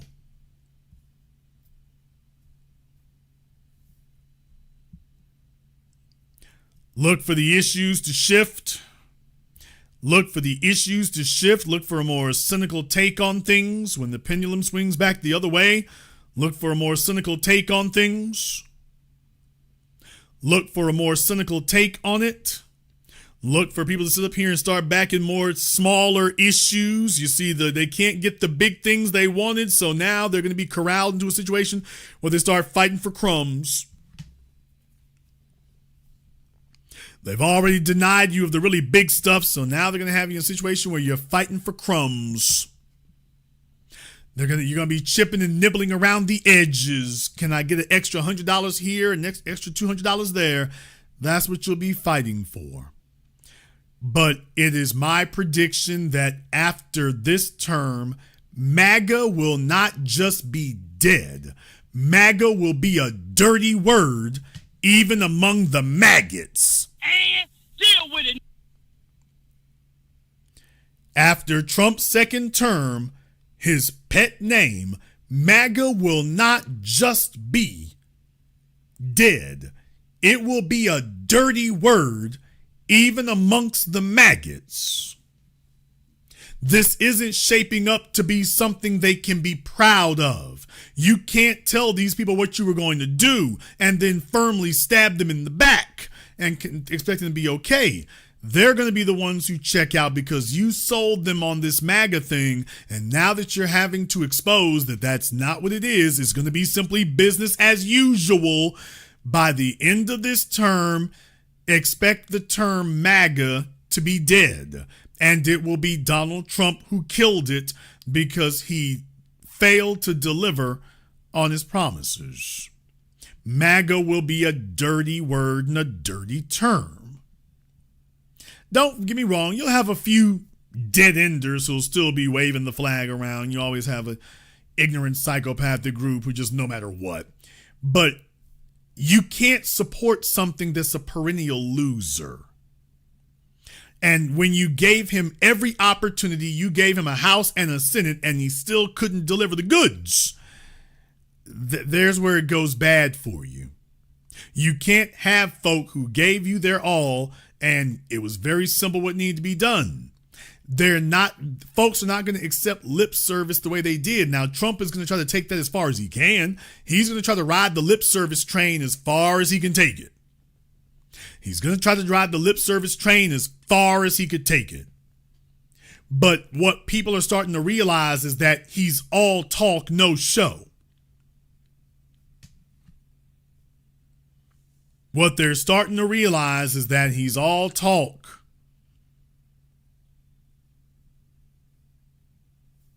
And eventually you start to get tired of that. He makes all these big sweeping promises and big sweeping proclamations. Maybe you can swipe one or two under the rug. Maybe you can sweep a couple of them under the rug to the side. But now you're having to sweep everything he says to the side. And you always knew he was a bullcrap artist, but you're not going to be happy with this other stuff. And passing the big, beautiful bill, even if he can get such a thing done, that doesn't turn back everything else. That maintains the status quo. What it won't do is be a game changer for all these other peripheral issues that you're really concerned about. So you'll be sitting around with your red hats and hoping that nobody remembers that you were one of them. That's what they'll be doing. Elon Musk is already looking for the exits. He's going to go back and try to save whatever remains of his car company. The stock is the only key to his alleged on-paper wealth. So Elon Musk is already understanding that, by the way, the board of Tesla was considering getting him up out of there. Certainly the shareholders in full-scale revolt. So he's going to have to try to get back to Tesla and salvage whatever is left of his company. Imagine being Elon Musk and you can't show your face anymore. Now that becomes a problem because remember, all the electric car people, the people pushing for electric car mandates and electric car credits and green energy.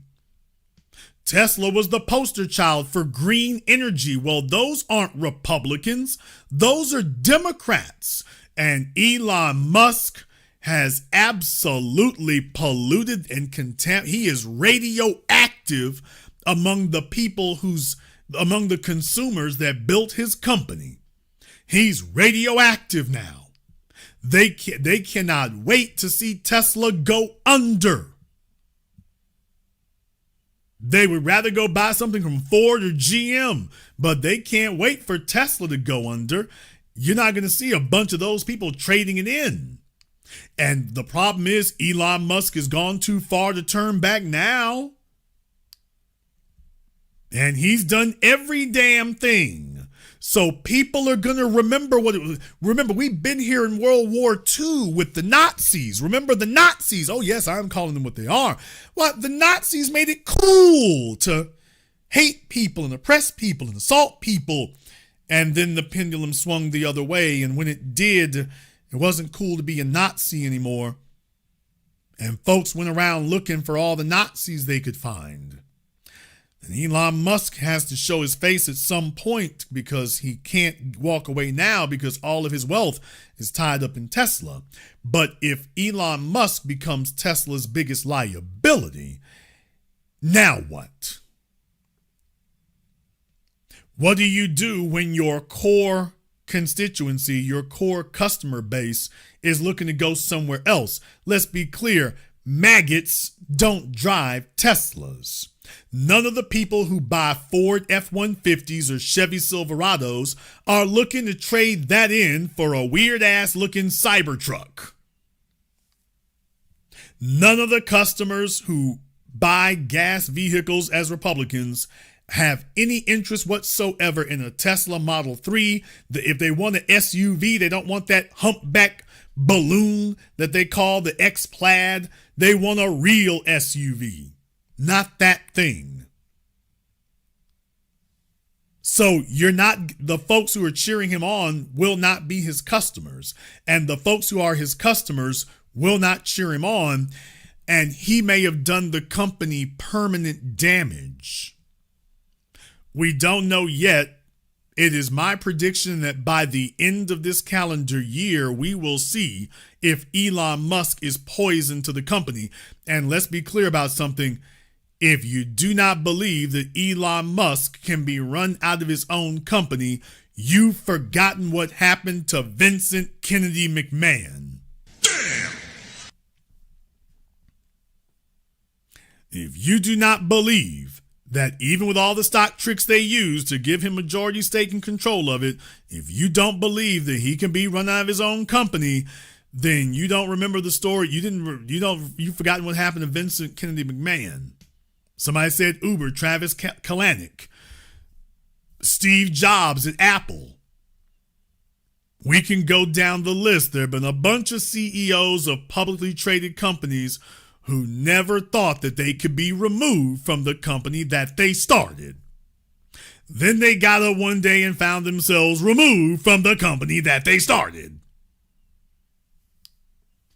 And Tesla has always been overinflated on paper, which means that as long as the sales keep rolling in, they can keep that little Ponzi-looking scam going. But if the sales ever take a significant dip and stay there, if they see a serious regression in their sales and it just stays there, then that will be catastrophic for the company because they need they have to have that overinflated valuation, which you can tack it onto with the sales they had before, but you can't do it if the audience in your customer base starts to leave and they just say, I would rather drive anything except yours. What if they start saying, I don't give a damn about tax incentives. I'll go back to drive. I will get the most fuel efficient gas vehicle I can, but I'll do anything but drive a Tesla. I'll get a Rivian. I'll get a Ford. Don't know if they can afford a Lucid. We'll do that. I'll get a hybrid. Anything except you, Elon. I don't want to be associated with you. What do you do then? What do you do?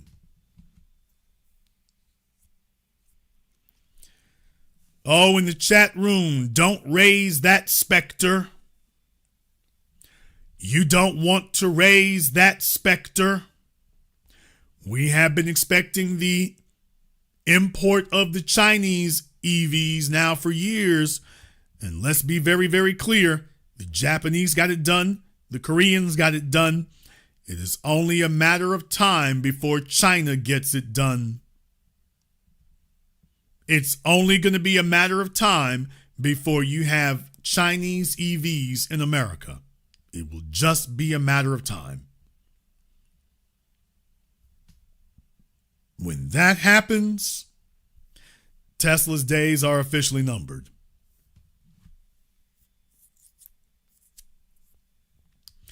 There will be a lot of hand wringing. There will be a lot of finger pointing. There will be a lot of blame gaming. Expect Fox News to throw Elon straight under the bus to save their own hides. They expect everybody to start turning on each other to save their own ass.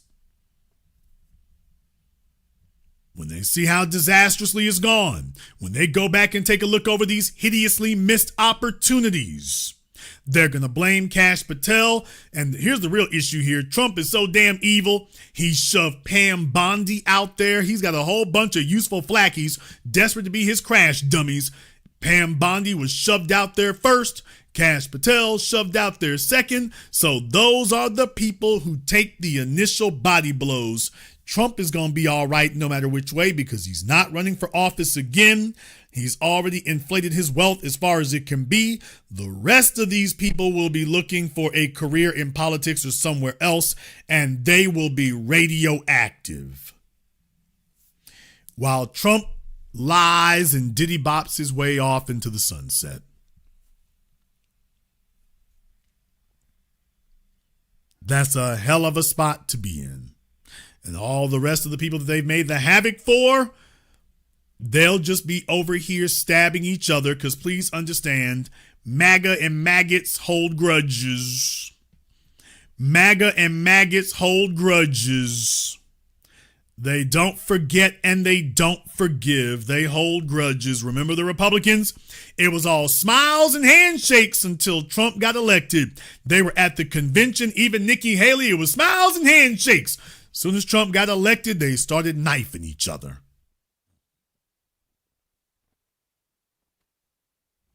As soon as Trump was safely in office, they started knifing each other. Started stabbing. Remember Nikki Haley and Vivek Ramaswamy? Oh, they came out. They started playing the race card. Yes, indeed. So just understand that when things do go south, that's what it's going to be. They're going to be blaming each other. Remember, 20 years ago, it was cool to be a neocon. It was cool to be a neoconservative. See, well, we've seen these labels come before, folks. After 9/11, it was cool to be in school, to be a neocon. Today, neocon is a slur. Mark Levin's talking about neocon is another way of saying Jews. No, dude, it's just y'all messed up so badly.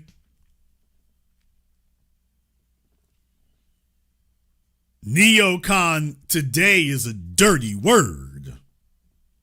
So you see, we've had them use pet terms that they thought would reinvent them and were real popular. We've been down this road before and watched them crash and burn.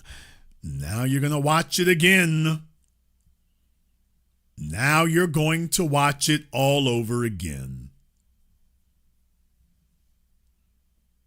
It's going to be a situation here that when the food runs out and the supplies run low and they find themselves on the outs, they're going to be looking to blame someone other than themselves. Everyone's going to be pointing the finger at each other and claiming it's your fault. No, it's really your fault. If you had spoke up first, Tucker Carlson will be saying the problem is you all were scared to call these people out. Laura Loomer is going to say the problem is you all weren't radical enough. Tim Pool is going to say the problem is you all didn't hold hands enough. Poor little old Joe Rogan ain't going to know what to do.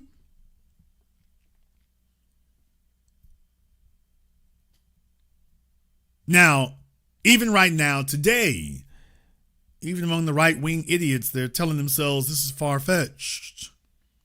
Well, this is just hyperbole, Jason. This is all very far-fetched. Why, things are not that bad. I mean, we had a rough week.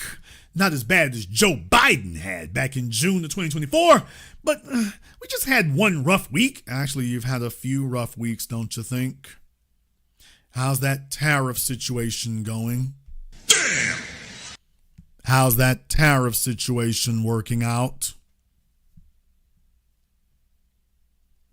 So actually, you've had a few rough weeks here, actually, within the last few months, and we're predicting that it's only going to get worse. And as it does, you all will start doing what you do and start blaming each other. You're going to do what you do and start blaming each other. And then you're going to demand that other people join you in your condemnation of the others. You will start voting people off the island, and your already small numbers will diminish even more.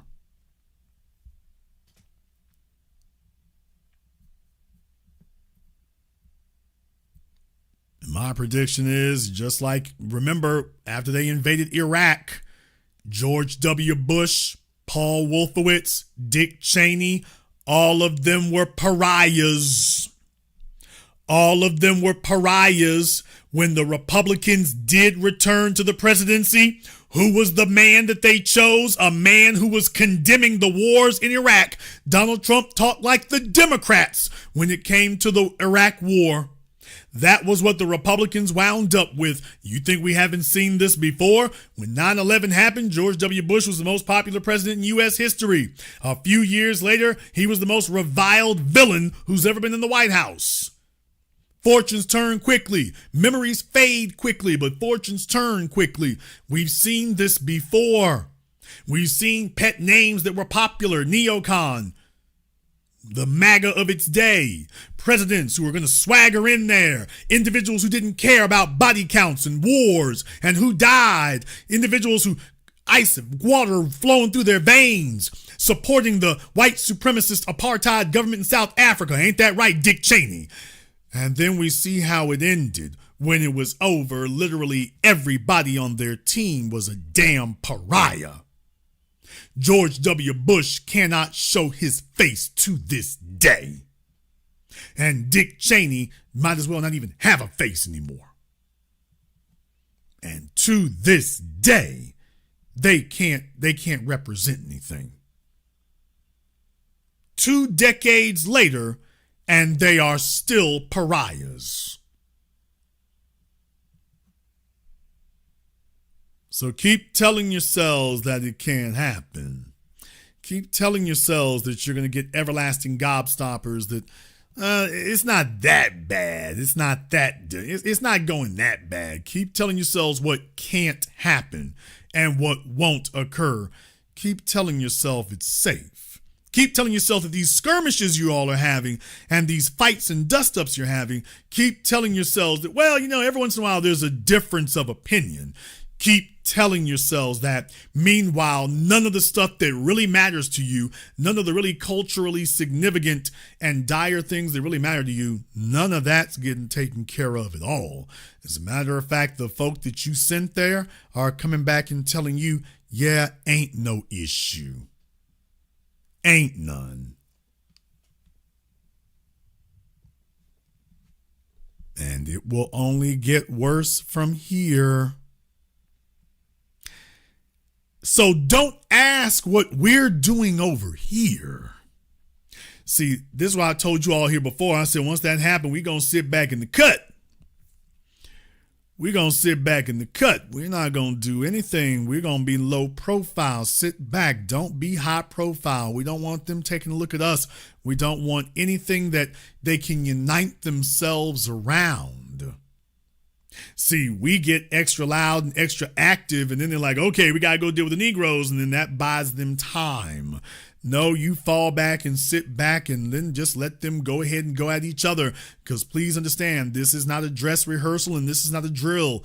They really got genuine animosity. And now they see an opportunity to do that. They don't have self-control or restraint. They told themselves that I'm white and I say so. So they should always have their way. So now they want to have their way with each other. Imagine 2 individuals who have completely opposing goals and ambitions and then saying, I'm supposed to have my way. This is it right here. I'm not going to say it's the irresistible force meeting the immovable object, but what I will say is that just watch these folk. Just watch them. Sit on back. We observe. I'm just making the mile markers for you all so that you see how things are coming along, so that you will understand that when I say the things I'm going to say in the future, you will see Jason explain this is the way it was going to play out. And this is how you do it. Just sit back. No, people, we've been through this before in 2020. I told you when Joe Biden and friends came to the White House, I said, Jason, you was wrong. Wrong about what? This is the best thing that could have happened right here. Now they're going to have to show and prove there wasn't a damn person who was doing the damn victory lap in 2020 who wanted to show their damn faces in 2024. There was no one who thought they were doing a victory lap in 2020 who wanted to show their faces by 2024. You playing checkers, we playing chess. 4 years later, you wish that 4 years hadn't happened. 4 years later, you were wishing that you hadn't gotten what you claimed you wanted in 2020. You're wishing that hadn't happened because Joe Biden winning in 2020 was 2 steps forward, 6 steps back. You're wishing if you had it all to do over again, it probably would have been better to let just Trump win in 2020. Because then you'd be like, Trump would be so reviled by the time you get to 2024 that the Democrats have the White House for 12 years. Yeah, when you can't see past your own nose, you make dumb decisions like that. And that's what the bad guys over there at MAGA are doing right now. They have power. They're telling themselves that everybody loves us. They're telling themselves that the wind is at their backs. They are deliberately, willfully blind and ignorant. They don't have the support anymore like that.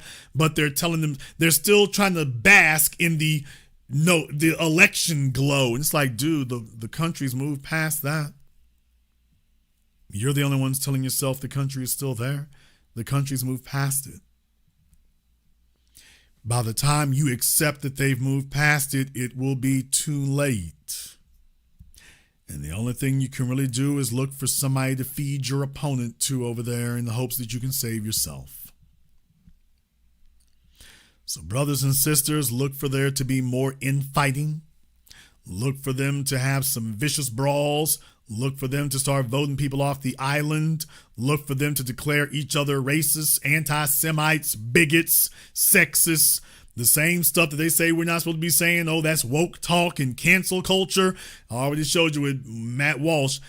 Y'all, they're going to have full-blown cancel culture over there on the right. They've already done it before. Now you've given them power. They're going to think the only way to save themselves is to vote people off the island. Here they come with their purity tests and their own cancel culture. To silence the people, you have to silence folk. Otherwise, they're going to continue to be irritants and going to be interfering. You're going to have to do that. Some of you are going to be like, Jason, I didn't believe when you said they're going to have their own cancel culture. Watch. Watch.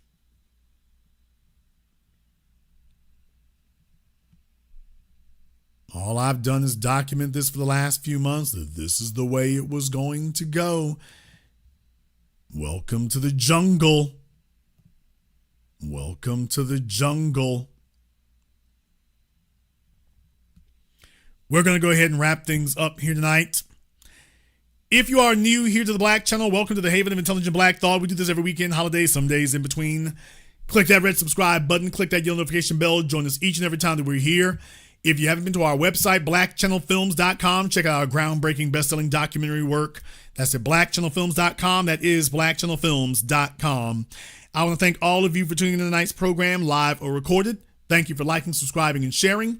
And this concludes tonight's broadcast of the Black Channel. I am your host, your brother, your humble servant, the Black Authority. And until next time, my brothers and my sisters from around the world, remember, black is the future, and the future is uncompromising.